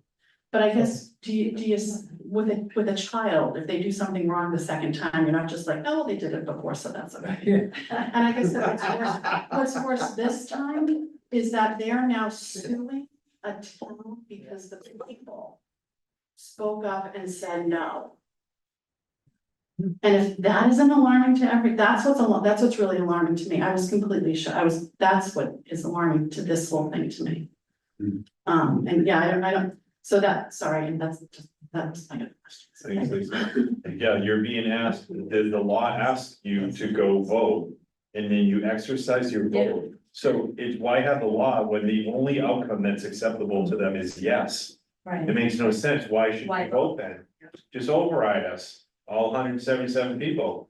If it doesn't require a vote, there's only one outcome that they'll accept. And I think back to the home rule, the part of the home rule thing that I think applies here is not as much, well, the state can take that away, it's. You're asking the town and you've given the town these powers to vote in or out zoning changes. They're exercising that right that's been given to them, but the state rejects anything but yes. A yes vote, it is kind of bizarre. It is. You know, so it's, I think, and then there's the part, like, each town is unique. We don't comply with the half mile part, so that's getting into the language of the law, so the whole unconstitutionality of the line itself requiring you vote, and the only vote that's acceptable being a yes, that's a bigger one, that's a bigger constitutional one. This one is, do we even, you know, have to comply with the law because we don't meet the language right off the bat? You know, Over the past many years of sitting on this board, housing has always been a concern. We have a housing production plan. We have a number of things that we've done to try to provide housing, but it's not easy. Even trying to get that 7 Teresa, just so we could finally get that one lot so we could build some affordable housing there. I mean, we've tried so many different ways, and this looked like an attempt by the state to create some zones where some housing could be built, where we could actually begin to address the problem of housing in the state. So, I think that was, the way I don't think anybody really likes the way they went about it. But, I don't know what more we can do other than begin to require 30% of housing to be affordable that gets built, and then you'll get none built, because they make no money on the affordable houses. They don't, you know, they're a loss. Yeah. So you have to have enough good houses to help pay for the one, right, not good, you have to have enough, you know, full price houses. revenue. Because the affordables have to be equal to the other houses. You don't build a cheap house for the affordable and a nice house that they sell. Our requirements are that they are equal quality. So, it's been a long battle trying to provide housing here, and even in this town, a lot of people's kids can't stay here, and so they go out of the house, they gotta go live someplace else because we can't afford to live here. So, even those apartments out there in Edgewood, those aren't cheap. So, No, so, you know, oh, my son lived there for a little while, it was cheaper to buy a house. So, but he couldn't buy it in this town. So, I mean, you gotta go away. Danielle, just say. Just something procedural, I don't know if you were able to review the memo, that I put in. One was the opinion from town council regarding the permanence of our compliance status, whether we comply or not. The other one was just a few questions, and one of those, I know we have talked a bit about, bringing zoning to town meeting in June, if it's not successful to come back in October, and there are some just procedural restrictions on that, so it's possible to come back in October. But there has to be a positive CPC recommended vote for, at least Attorney Eichman is telling us, for both of those meetings. So not if it's passed over, but if or tabled, but if it fails, then coming back in October will be problematic unless the CPC has recommended positively to town meeting. So just to keep in mind, as you're thinking about your strategy, June versus October, whatever it is you want your recommendation to be, that is, it was point 4 on that memo. It was the last question 4. If one or more of the articles fail, is there any restriction on bringing them again to town meeting in October? At least without substantially changing them. Just when you have a moment, just take a look at that. So Danielle, can you back up on just that last one? So if the CPC, what you're saying tonight is, so we're making a motion to, we're gonna put a motion on the floor to pass this, right, to get it to. So you can do a few things. You can choose to vote tonight if you're confident in your recommendation that you want to make to town meeting, whether that is to recommend the article. I think that's how we worded the motion, but it can be any, you know, fill in the blank, whatever you want the motion to be. It can be to recommend, it can be to not recommend. It could be that you're recommending that town meeting pass it over or that they table it. But you don't have to vote that tonight. It has to be voted prior to town meeting at a public meeting, at a publicly posted meeting of the CPC. It does not have to be tonight's meeting, but if it doesn't take place, if that recommendation isn't given prior to town meeting legally can't vote. So that would prevent the vote from happening at all at town meeting. So I mean. But how does that, and you're getting at it Yeah. probably, but how does that affect October. then, October. You know, if the Um, goal of some people is to Yeah. put it off to October, Mhm. just. Role play here with like, Okay. what is the plan? So one, I mean, there are a few different strategies, I Yeah. think. One strategy could be, you could vote to recommend the article. Of course, then you're giving a positive recommendation to town meeting and they may or may not, who knows how town meeting will vote on this, but you have issued a positive recommendation to town meeting. Okay, that's one option. And then I think if you do another positive recommendation for town meeting in October, if it should fail, then according to Attorney Eichmann, you're fine to take that article, you know, again, and bring it back unchanged. I think if the article, if you were to vote, there are just different ways this could go, depending on how town meeting votes and how you want to vote as far as your recommendation. I just think that bringing it, if it actually fails, if it comes to a vote at town meeting and it fails, and we haven't recommended positively, it may be problematic to bring it back. That's all, and I might be better at it. Some other manner. You right? could change it, right, you'd have to, I think, make a finding that it's substantially changed, although I don't really know How what do you to change change about it, because as it is, it's copy pasted from pretty much from the bylaw that was on that property anyway. Right. With a few changes, and it's not, I don't know what else we would do to it, to add to it, but.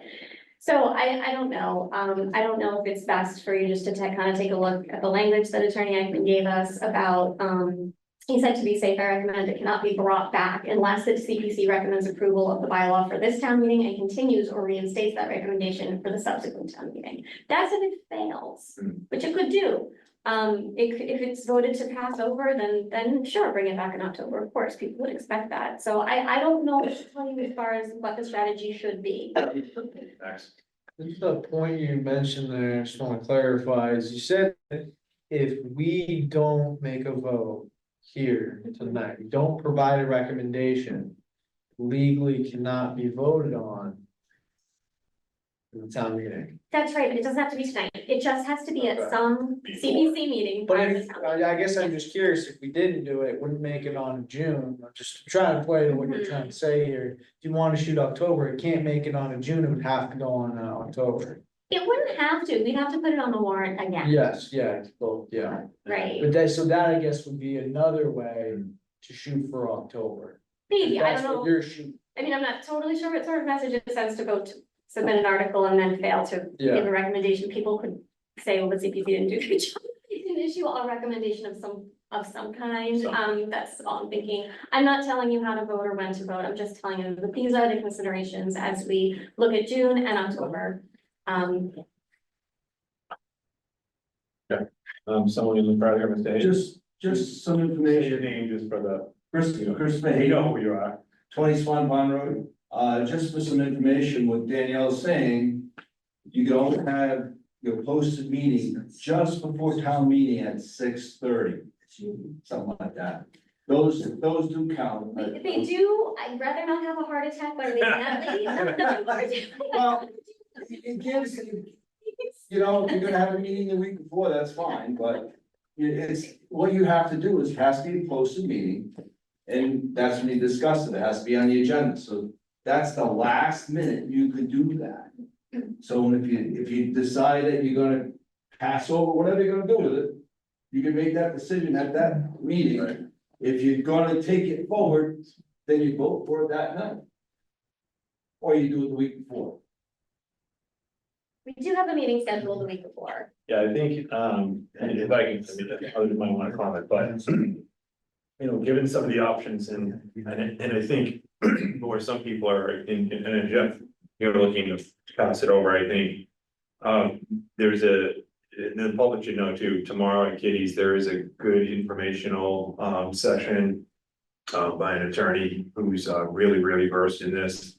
We went to a similar one, it was kind of an initial one months ago, but it was very helpful. I don't know if I picked up everything from it, but I'm looking forward to that, and I recommend people maybe do that to get, again, unlike maybe Andover, and sorry Andover, our neighbors, but be more informed. But I'm inclined to not vote on this tonight and do it at the next meeting. And bring it definitely up the next meeting on the agenda. Maybe again, people will learn a little bit more in the next week or two.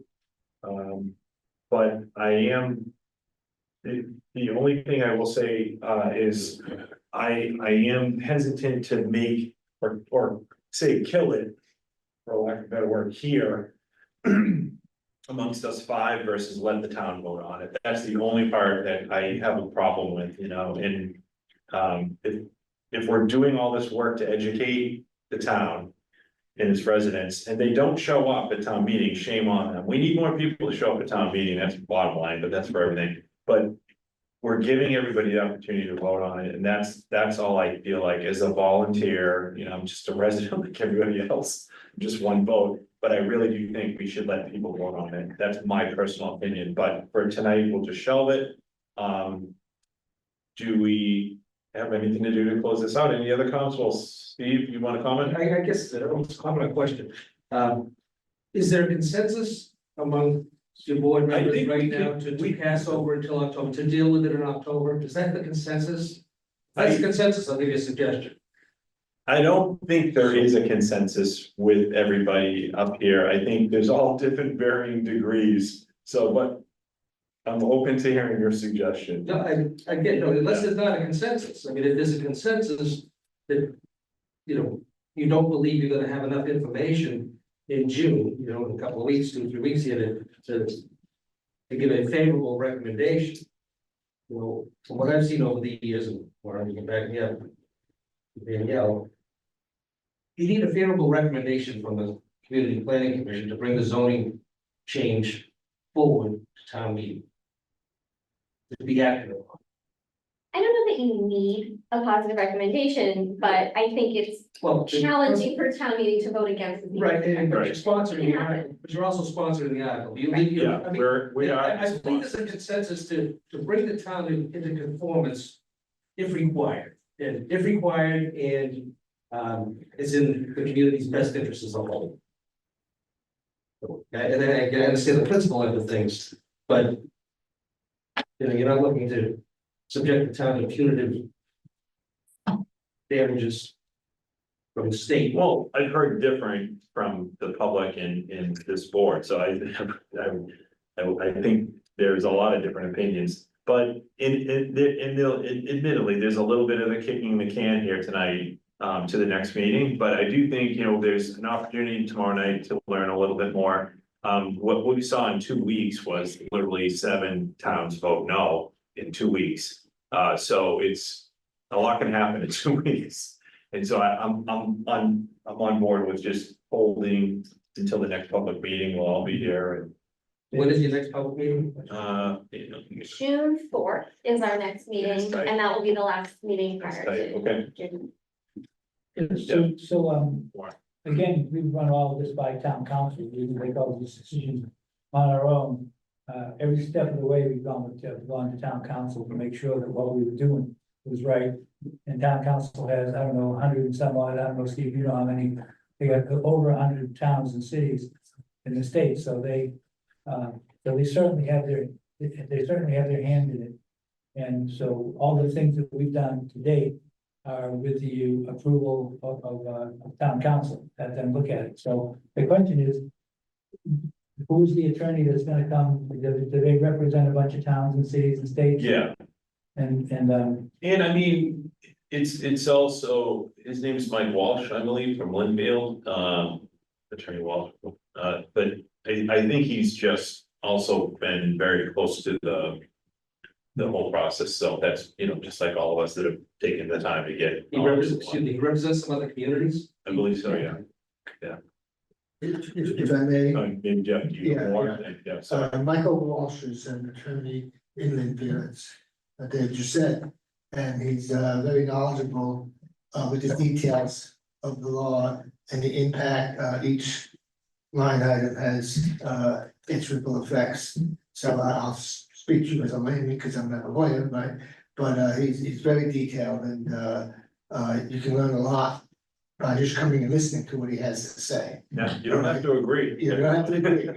And in fact, that's not really what tomorrow was all about. It's not about taking sides, it's about giving sides. Okay. Yeah. And with that, we needed some legal advice, legal input, and what the consequences you know, from a different angle than the select board, even the CPC. Okay, that helps, that'll help everybody, you know, have a better understanding, It's extremely detailed, soft spoken and so on. So, we hope to have some other people that we invited, we're hoping that they're gonna be able to come, it's a scheduled thing, you know how that is. That can give I said, what we don't wanna do is get into, well, my town did this and my town did that. We want substance here, we want substance of details, and Mike can present that. So, but you know, so it's 7:30, I'm sorry, it's 7 o'clock, doors open, 6:30 at Kitty's. You can order food there while you're there, help the local establishment, and it goes basically from 7 to about 9. Okay, Thanks, Joe. thank you. Anybody else? Dave, I just wonder if you know, what kind of information, because again, and to Jeff's point about the fact that this is kind of unsettled law. You know, our town council probably has as much of a handle on it as anybody. If they had given us any indication that there was a better way or a different way we should go, I think they would have done that. Well, I So, mean, our council is admittedly and should be risk averse, right? They're not going to give you the different side of the story, really. And that's what I saw on our joint meeting. I saw a position that was conservative, and that's what you want with the town. But I didn't see. I'm not seeing what Mr. Walsh he was forthcoming with suggestions. the other argument. There was even a moment in the meeting, it's not captured in the minutes, for whatever reason, when Ms. Menupelli mentioned that that the law itself, the language says or other, there was a comment like that, and I said, that's not in the law, that's just what the state, you know, the executive state page keeps adding language, you know, not the law itself. And gave them a copy of the law, and they asked him, is that language in the law? And he couldn't find it, and then he had to kind of retract and say, well, I guess it's not there, so. It was a moment like, okay, that's the difference, that's all I'm saying, that's the difference between. Just that moment captured a big difference between our council and Mike Walsh. That's all I'll say, and everyone can just make up their own minds when they go to it. So go ahead. So even when we had that meeting and I sat there and I listened to council, it just seemed like to me that council. Yet he kept referring back to the state, talking about the state. He never talked really about the people. Like it just seemed to me like he wasn't saying, well, you know, the people in North Reading, blah, blah, blah, blah, blah. It was always about the state. That's what I saw in that meeting. And I went back and I watched on NORCAM, I read the minutes. And it just seemed like to me that, you know, okay, you have a job to do, you're a really smart guy. He's really, really smart guy. But just in my own take and all the notes that I took that night. And I, you know, going through it, and I'm like, he didn't reflect upon the wishes of the people, or he didn't reflect upon, you know, well, you know, if the people do this or the people do that, or what they choose, or what your town chooses. We didn't hear any of that. We just heard, well, the state, you know, there's somebody, you know, we have this deadline and that, and this mandate, the AG, and like all this stuff, I get it.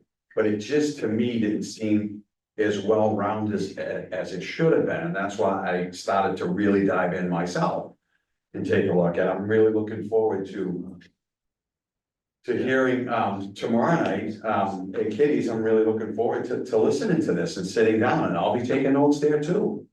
It just shows that there's a lot of opinions, and just an attorney can have a different opinion like all of us, we're all, you know, it's informed.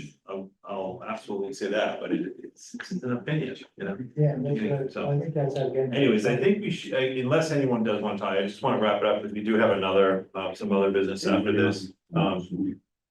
Yeah, well, I think we've opened it up before, but I did one last call for anyone on Zoom if you wish to speak up or have a comment, just raise your hand. text, whatever you gotta do? No? Okay. We don't, since we're not moving a motion or anything, we don't have to do anything, right? Yeah. Okay. I thank everyone for being here tonight on this item too. Thank you. So do we have, is this a notice that needs to be read for this? There is a legal notice Yeah. for the, Do you have it? I greens. can't say I have it. Or does anyone have it on their laptop, like Brian? Brian, did I give it to you in the? Okay. I will find Is it. it? Nice. Yeah. Thanks. Oh, here we are. Public hearing notice.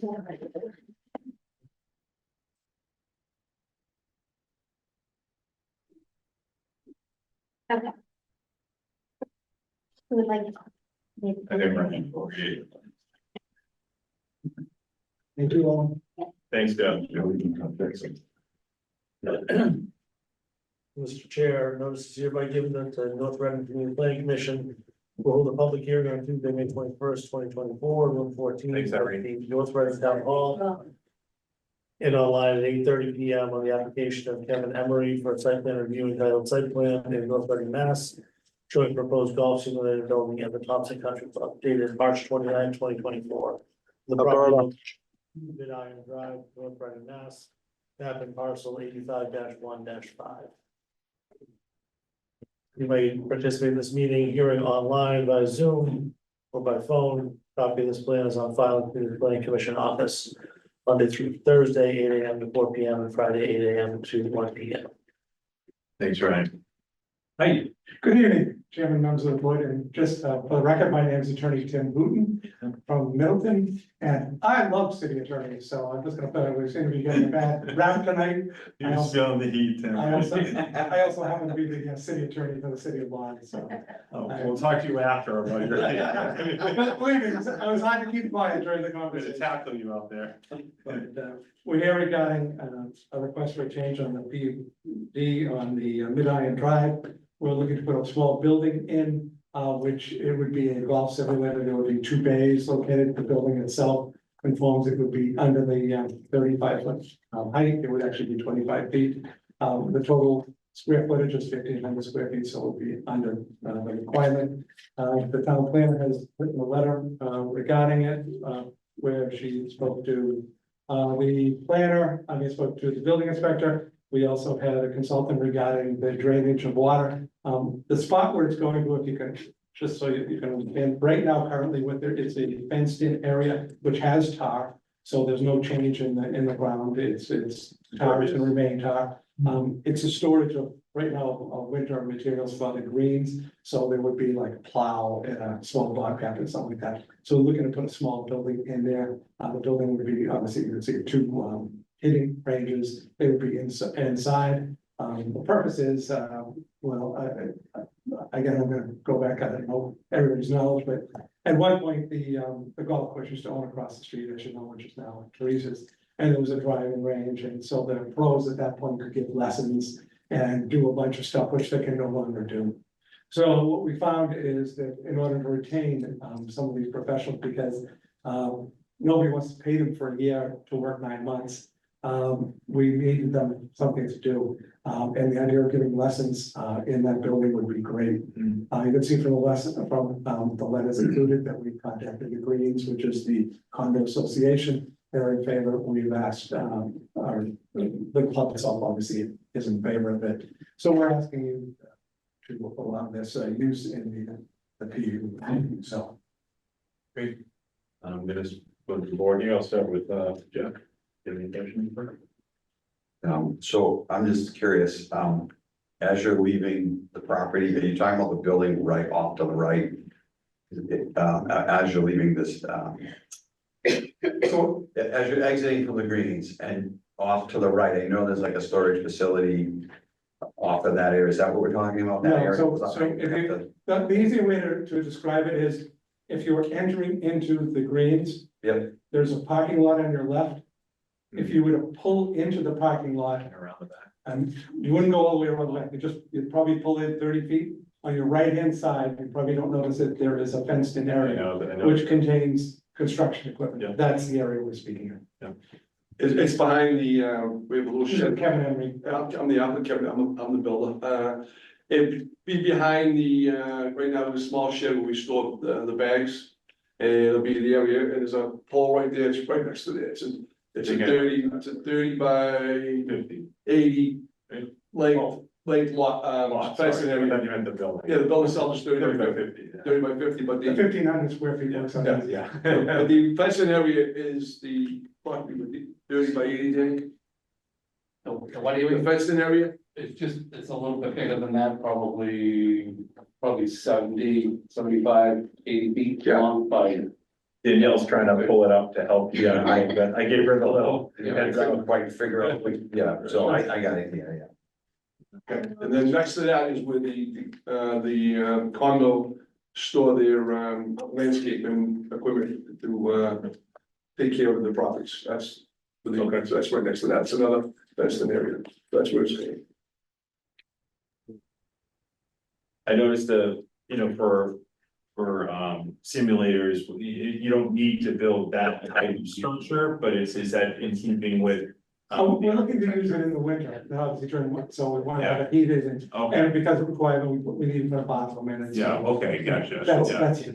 So, so what happened was, I was in part of this station, what happens is, we met the Greens people, they wanted a building that's similar to the buildings in there, so that's just the white outfit, so we're gonna be doing the same type of roofing, same type of siding. Right. So it kind of like fits into the units themselves.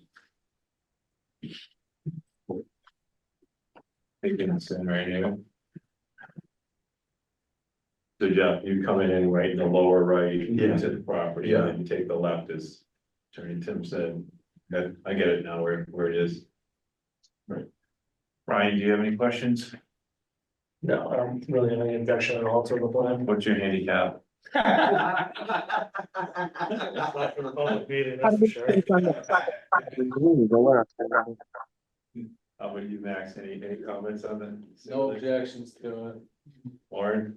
Yeah, I'm the same way. I read through everything. I think it's great. I love these things. They have definitely improved my game. I only golf about 5 times a year because I have too much going on, but I spend a lot of time, on the simulators, and it's cool to, lessons on the ball flight, the speed, and it's really cool. So, and I totally get what you're saying about across the street goes away. Now you have nothing really for the pro to do. But I think it'll be a packed schedule on that thing. I bet it's gonna be a great amenity to have. So I'm 100%. Plus, it also helps with us with future members. Because other clubs have them, most of the clubs around the area have them, Yeah. so we try to compete with them for membership also, so. That's. So I'm just curious, so you're talking the 2 simulators. Correct. I'm not a golfer, but I have lots of associates that love this stuff. My question would be, so you're looking to put 2 in there. And I think that's great, because that's definitely an asset. If people know you have it, I hear them talking about it all the time, and it's an exciting thing, I guess. I like to fish, so that's my thing, but, so with this, my question would be, do you foresee this, expanding to a 3rd or 4th? And the reason why I ask that is if you're gonna go for it, has that been explored? Is there any? Just so you can understand what this is. This, first of all, it's a private club. So we're not open to the public, we're not looking to make money, we're not looking to have a lot of days. What we're looking for is the pros to give lessons. So these will be scheduled. We don't have that, there would never be 4 pros giving full lessons at the same time. So there's 1 or 2 pros, that's for now, that's the building we want. It's just to retain the people we have and keep it going. Good to understand. Also, let me add to that, then I initially meet with the building inspector, we call the plumbing inspector. And what we need to do is put 1 unisex bathroom that's ADA approved to go with that, so that be beside the bay, and as far as some storage area, and maybe then we might put a little pot area also. So that's. We have someone from the public behind here. Hi, guys. Just state your name and. I will. Debbie Collins, 1 Havertide Lane. I'm the direct abutter. to where that building's gonna go. So can you put that back up, Danielle, and then Yes. Debbie can show us like where, So I live directly on the access road, so Debbie, help us here though. so you didn't put the access road on there, did you? To the right there. So if, on the downside of it, I'm the direct abutter, Oh, you're, literally, are you over here meeting or? literally Is that like. your house that- Literally, my house is the one right next to it, like Hayward Farms Right extension, here, like I'm right. literally right there, Okay, gotcha. Yeah. exactly. Okay, So little concerned about a couple things. So been living there 15 years, we've never opposed you guys on the restaurant that you put in, and we promised that we wouldn't smell hamburgers, but we do. So you're saying this is gonna be year round? Yes, So I'm not gonna hear, what are the hours going to be of it? we have no idea. Obviously, first of all, we have to get the building approved, but it would be daytime, daylight hours. Okay. Because it's not. Okay, my biggest concern is the parking. Cause right now, you have guys parking on that access road every single weekend. And I think the access road was built because of the fire, and the fire truck couldn't get through to it. Is that true? So a fire truck can't get through there right now on any given weekend, because golfers are constantly parking there. So have you considered what's gonna happen with parking? Okay, so let me add that, we talked about it at the meeting, so. During the golf season, this is gonna be used mostly rainy days and then lessons, for members who need lessons, okay? Off season is when the most of the time this is gonna be used. After we close usually right around Thanksgiving, and we give lessons during the day, and people, keep going there and hit the bays, keep their swing going and stuff like that. So as far as parking goes, most of the time it's gonna be used is gonna be when there's no cars there at all. I just don't believe that based on your enthusiasm to all go. Well, let me explain it in simple terms. Right now on a Saturday, it's 200, I'm gonna make this up, there's 200 cars there. Right now on a Saturday in winter, there's no cars there, Yeah, nobody's there. I know. So when somebody goes to use this bay in the window, there'll be 2 cars to use the bays. Mike, There's not gonna be my 200. concern is, when you're having your One at a tournaments, time. there's gonna be an extra like 20 guys that wanna go into the. And then you don't have capacity for parking right now. Right, That's my biggest it would not add to the tournament, because first of all, during the tournaments, the pros are working. They work the tournaments, so there's no one giving lessons at that point. Okay, it wouldn't add because we have a total membership. Now, if someone's on the golf course or in the bay, it's the same person, whether they're at the bar or they're there. So for clarification, it's only going to be used when the pros are there giving a lesson. Correct. Members are not gonna be allowed to go just to practice, just to warm up. No, we're looking to make money on it. It's, the purpose is to get the pros paid, for lack of it, so that they can give their lessons. So Will you Debbie, just please consider the parking is all I'm yeah, so asking. Debbie, do you have any objections to the building physically, like what you've seen have you seen the images of what it will look like inside? I'm literally going to look at the side of it and right now. We look at equipment, Right, it's a so fence I'm and not all this concerned square. about a building. Yeah. The building is better than the Yeah, it's equipment. actually an improvement over what's there now. Exactly, What I'm I've not seen. worried about that, I'm really worried about the Parking, noise sounds that's like. gonna come out of it and the parking. And that's it. Yeah, I'm not worried about the building itself. Sure. What, was the site plan for the parking, or call it striping plan, included in the documents here? Like how many parking spaces are in that lot, striped, blah, blah, blah, does anybody know that? Nothing is striking on that. Yes, it's all They are. striped. Okay, The entire lot is striped. I'm sorry, if you could please remain muted, I have been muting you quite a bit. Thank you. Yes. Doing 3 jobs. Is that the, I don't believe we have, no. okay, My name is Cameron, I'm the one that drafted the plan and did all Okay. the survey and work. So in working with Danielle, it was agreed that you know, this is not open to the public, it would not trigger any additional parking. So it was more important to show the impervious area, show where the drainage goes, so we get the sign off, there was no increase in any runoff. But the parking that's there now is not gonna change based on the addition of this building. So what I'm hearing though is that, and I appreciate that, so the development, these are people coming from the development, whatever. It's not open to the public and they're driving their cars maybe to the front area or whatever.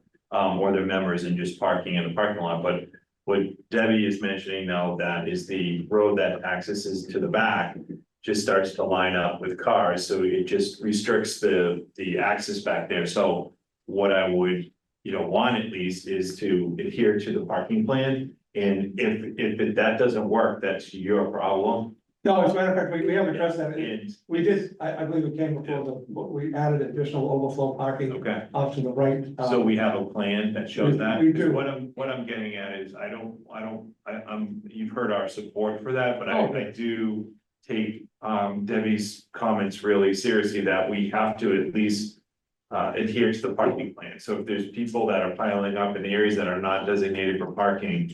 I would want her to be the first one that calls the building inspector of the town and lets us know about that, and I want you to know that we will enforce that. Sure. And so that's the protocol here, we like your plan, but you Yeah. need to stick to the parking plan. And Sure, if it's and not just so you understand, I do believe that there are parking spots on that access road. All right, well, Designated. Daniel, we'll try to get that plan. So I too. think I might be able So to I'm give sorry, some. we should be had a plan that you guys have, or one that we had approved previously, older. Overly, there's no change in the parking, it would be whatever the parking has been since the club was But you created. mentioned some additional, Tim, parking that was. On the right hand side, yes. Okay, Not not in that parking. in that road where It's an o- Debbie's saying people are. We made an agreement with the Greens. I believe there's probably like, and don't know, it's like 3 days a year that we have a little more people than normal. And we just. Such as, what day, I'd say July 4th. the holidays. Well, there's an annual tournament, there's one biggest tournament, and during those days, it tends to be people from out of, we allow guests on that tournament. Which will be. Tim, but just that there is a marked out fire lane. There, so there already is a fire lane along the fence. No, you understand that, she's saying people are parking. Oh, okay, oh, all right. I'm So sorry, like okay. 2 weeks ago, of like 10, 15 cars parked there. You get where we're going, I understand. I don't think we have to, No, I understand. you get. It needs to go parking signs. Yeah. No, we understand that, enforcement of But this. Warren brings up a good point, maybe, again, one of the things you could do to help with what I think is clearly a problem is if there are no signs there right now, can you just make that part of this? We, Again, we're in support of this, but we just gotta No. nip that problem. again, we, Because it's not safe and, it's not really helping anybody. No It's problem. hurting her. One question too. So Yeah. if somebody, couple cars pull up and they double park in the middle of the road, is there any penalty? Does the club Yeah. penalize people for doing well, something? see, what. That access road is also the access road for all of our employees that work on the Yeah, ground. the green. Yeah, that's fine. So the I understand that. greenskeepers, Yep. the tractors, the plow, if somebody parked there, I get the funny feeling that the greenskeeper might take a tractor and move them. Yeah. But no one I has, was just no wondering. one is dumb enough to do it at this point, but if they, yeah, there would be a penalty. People don't know that they shouldn't park there, no parking signs. They know not to park to block the road, but as with anybody, I'm not disputing that they will, if. People will go in a parking lot 300 times to park 6 feet from the parking. Some people don't wanna park in the back of the parking lot, so they'll try to give up front, So if so. you make but it obvious that that's not a park, there are no Yes, parking I spots. understand. So I I think have that's I have probably a good. question.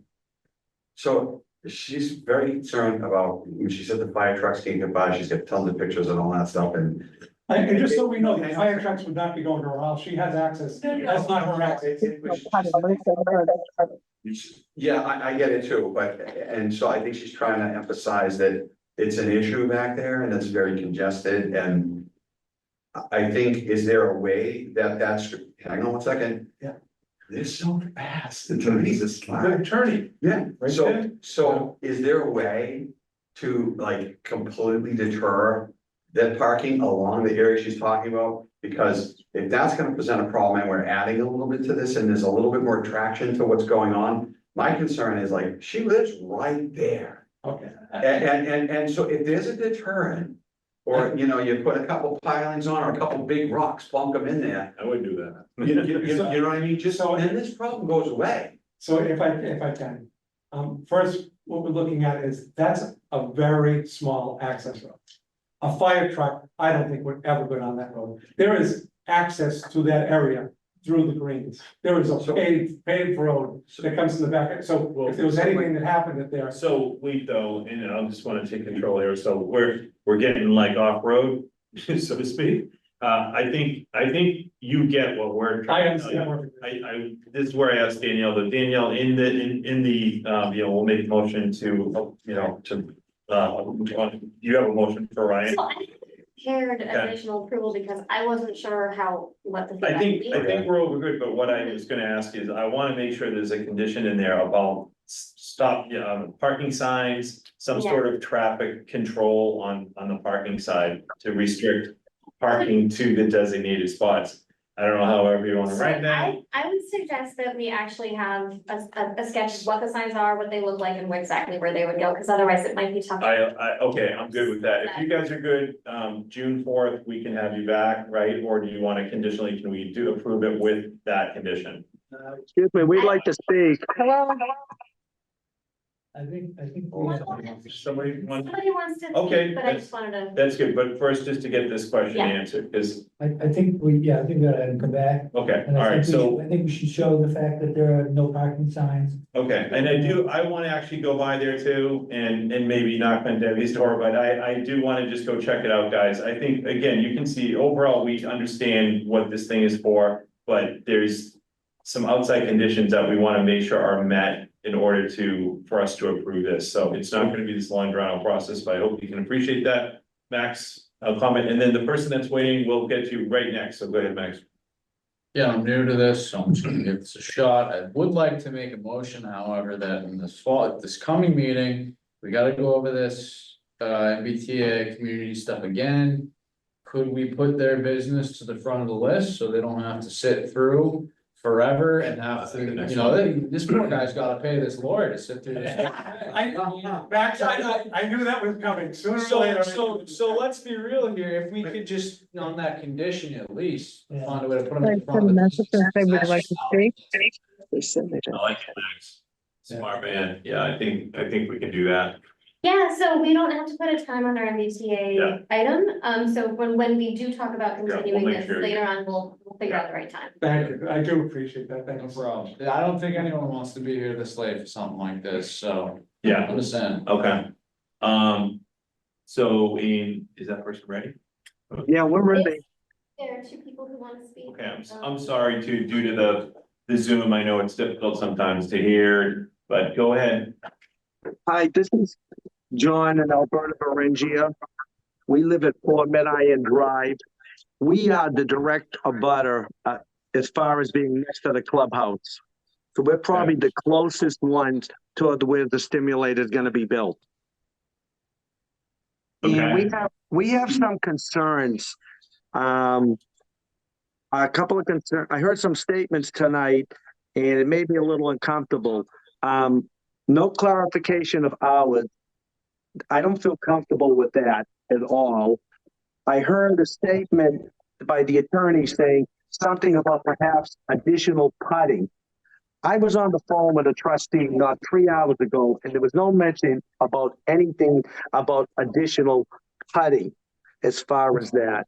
So yeah, I think it was. So I'm a little concerned about that too. Speak to that. I'll clarify that. So what was, I didn't hear because you guys were talking, what was the question? Can you just repeat on the cutting Yeah, a question? couple of things. Clarify the hours. It's kind of open-ended. We don't know when. I'm not comfortable with that at all. Understood, and then now I understand, I thought you said cutting, but I did hear the comment, but it was you that said. Yeah, what happened is, Cutting like, area. there's two 14-foot bays, and then another area in the bathroom, we're thinking about maybe put a couple holes in the concrete. Inside the building. Was Inside that, the building, yeah. was Inside- that inside signed the off by building, the so- trustees? I don't believe that was signed off by the trustees for that. Oh, it was probably an afterthought because we didn't think it'd be a big deal, just put a couple of holes in the Well, ground. I'm sorry, you know, it's, you know, the condo association, it was an agreement, which is why the simulator was being built. I don't think anybody was that excited about the simulators being built here. I think the trustees agreed to that due to some other problems that went on for the simulators. And that was going to be it. We had, at one point, it was going to be one, then it was going to be two. There was a meeting 6 to 8 months ago at the at a trustees meeting. There was talk about 3 simulators and putting in a bar or something like that. Now it's back down to 2, but all of a sudden now, well, let's put a couple of holes in. I don't believe that's what the trustees said they wanted was approved. And the trustees represent the condo owners. So John, I appreciate you raising that. So I think, again, that's another.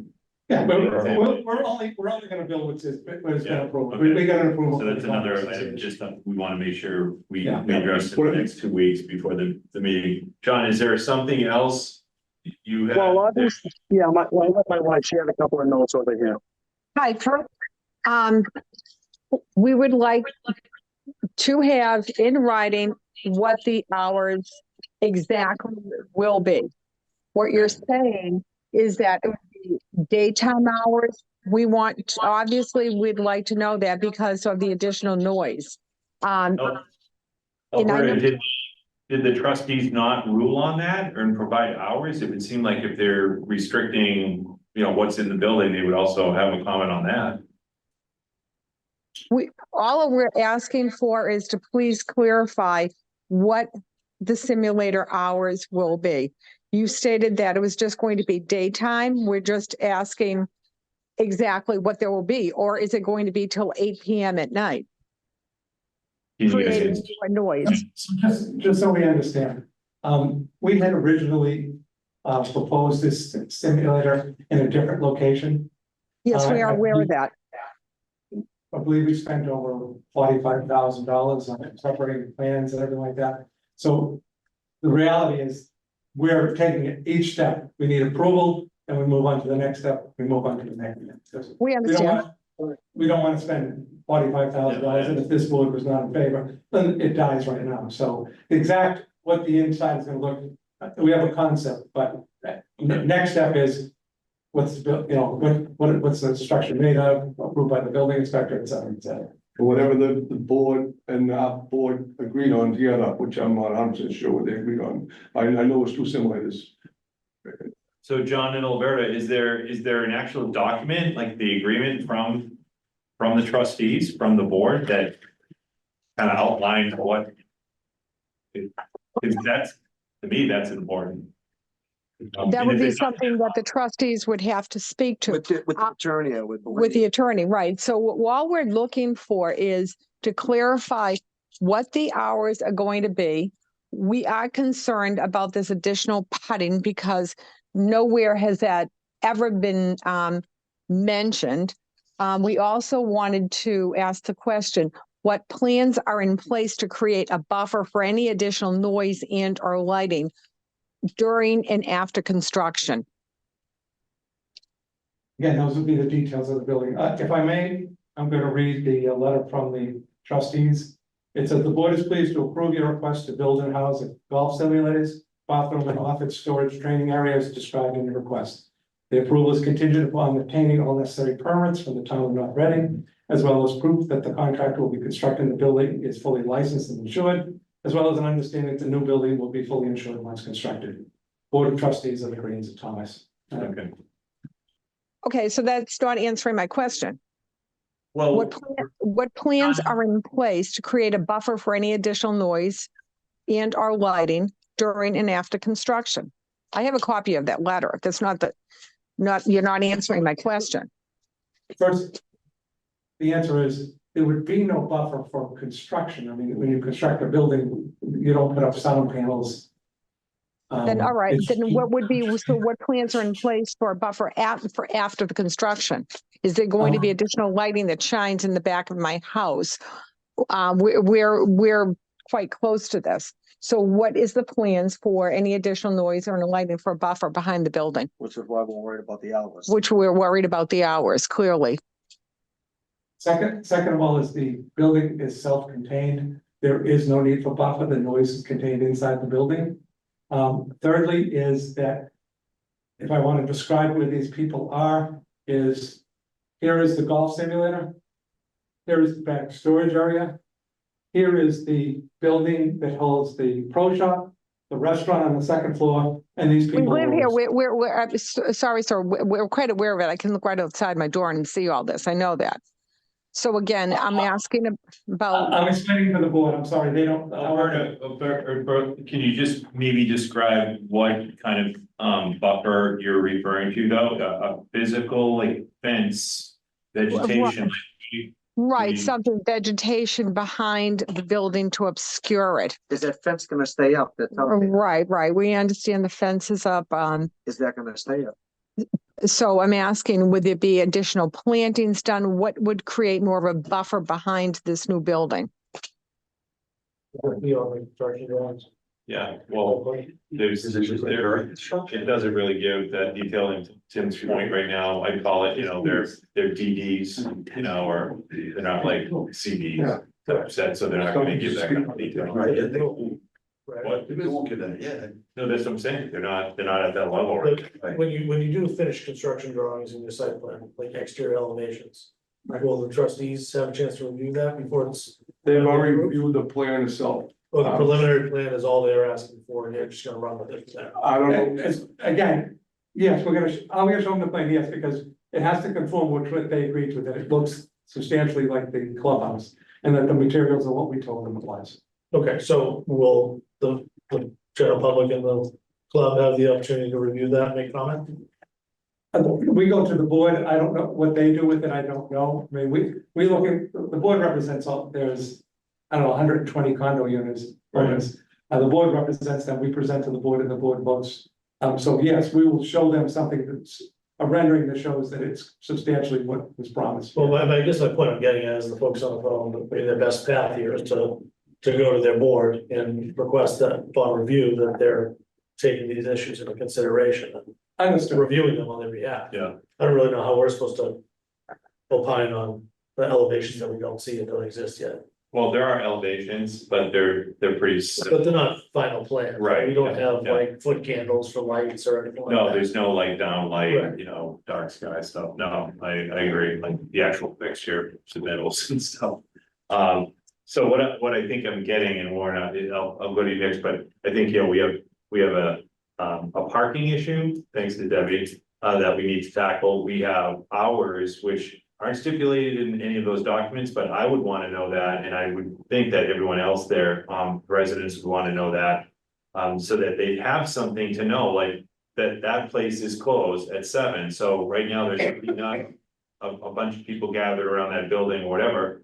And then and I think the buffer is also, it's a valid thing to look at because you are creating a new structure there. So I'd like to look at that too. So there's kind of. No, I don't have a problem. I mean, these are very standard things. No, it's standard. My frustration is that there's like 3 buildings between them and this building. I get it, but I think you would have to look through concrete. That's for us to kind of look at, and it's like John, myself, Warren, we do it all the time. I go. Excuse me, what 3 buildings are from us? I can stand on my deck and I see the rear of that, where the building will go. So I don't know what 3 buildings you're referring to. But the little shed? There's a substantial grade change between where this building is and I think where they live, so. It's, in other words, it rises up behind this building. So. Right, I think though, there's at least, again, a few of us here, definitely, we'll go down and check this out. And Alberta, could you do me a favor and leave Dan your email or phone number, because I'll reach out to you and we'll go down just to take a peek. You can kind of give us your perspective, and Debbie. Go ahead, Warren. When we have, this is a PUD. Yep. Okay, so all the people that are in there are owners. Yep. Okay, we're not protecting the public from the developer here. Okay, And that's what you're trying to do, trying to protect the developer from. No, from butters. I disagree. What I'm doing right here is you're coming, they have to come to us for this to change this PUD. This is a special permit. And I'm putting the restrictions that I'm hearing feedback on people. I have that right Well, I to think do. what should happen here is they should go to the board.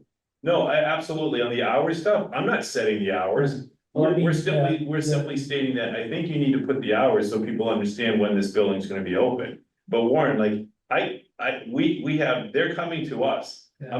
I didn't knock on their door and said, I'm gonna add buffering and add parking signs. You're coming to us, you open up, you're in the octagon, so that's all I'm saying is, you know, we But can as far as stipulate this stuff. buffers go and all those things, plantings and things like that, that should come out of the board. Yeah, well, I'm just saying that this stuff has to be satisfied. So they should bring out. Else you're not gonna, Warren, you'll be the one vote on the committee here, so. This was all negotiated with the board. Yeah, but look, It seems like there's some confusion in the letter from that you have there is pretty vague. It just says we approve this thing. It doesn't kind of outline some of the expectations. No, like I said, What it mean- again, because we're, you know, Right. yeah, we're looking for approval as it goes along. Well, it doesn't If really if say, I, but if I. the letter doesn't really say that, Tim. It just kind of gives you approval and you're off. It doesn't say, we'll see you back here in 6 months with the CDs or, you know. See, we like to say that the board and ourselves are kind of a family, there's a trust level there that just. I don't doubt it, but the things that are being raised, I think are all valid, and again, you're in front of us right now, so we're here. No, again, So we're here to solve it, so, Exactly, no, okay. no problem. So we'll just, continue this, right? So we have a motion. A motion to continue, Did everyone see who, I just wanted to make sure there oh, wasn't. yeah, anyone there could be more people, I apologize if there are more people, Okay. we're so used to, Zoom hasn't been very active tonight, not too many people spoke to the MBTA meeting, so.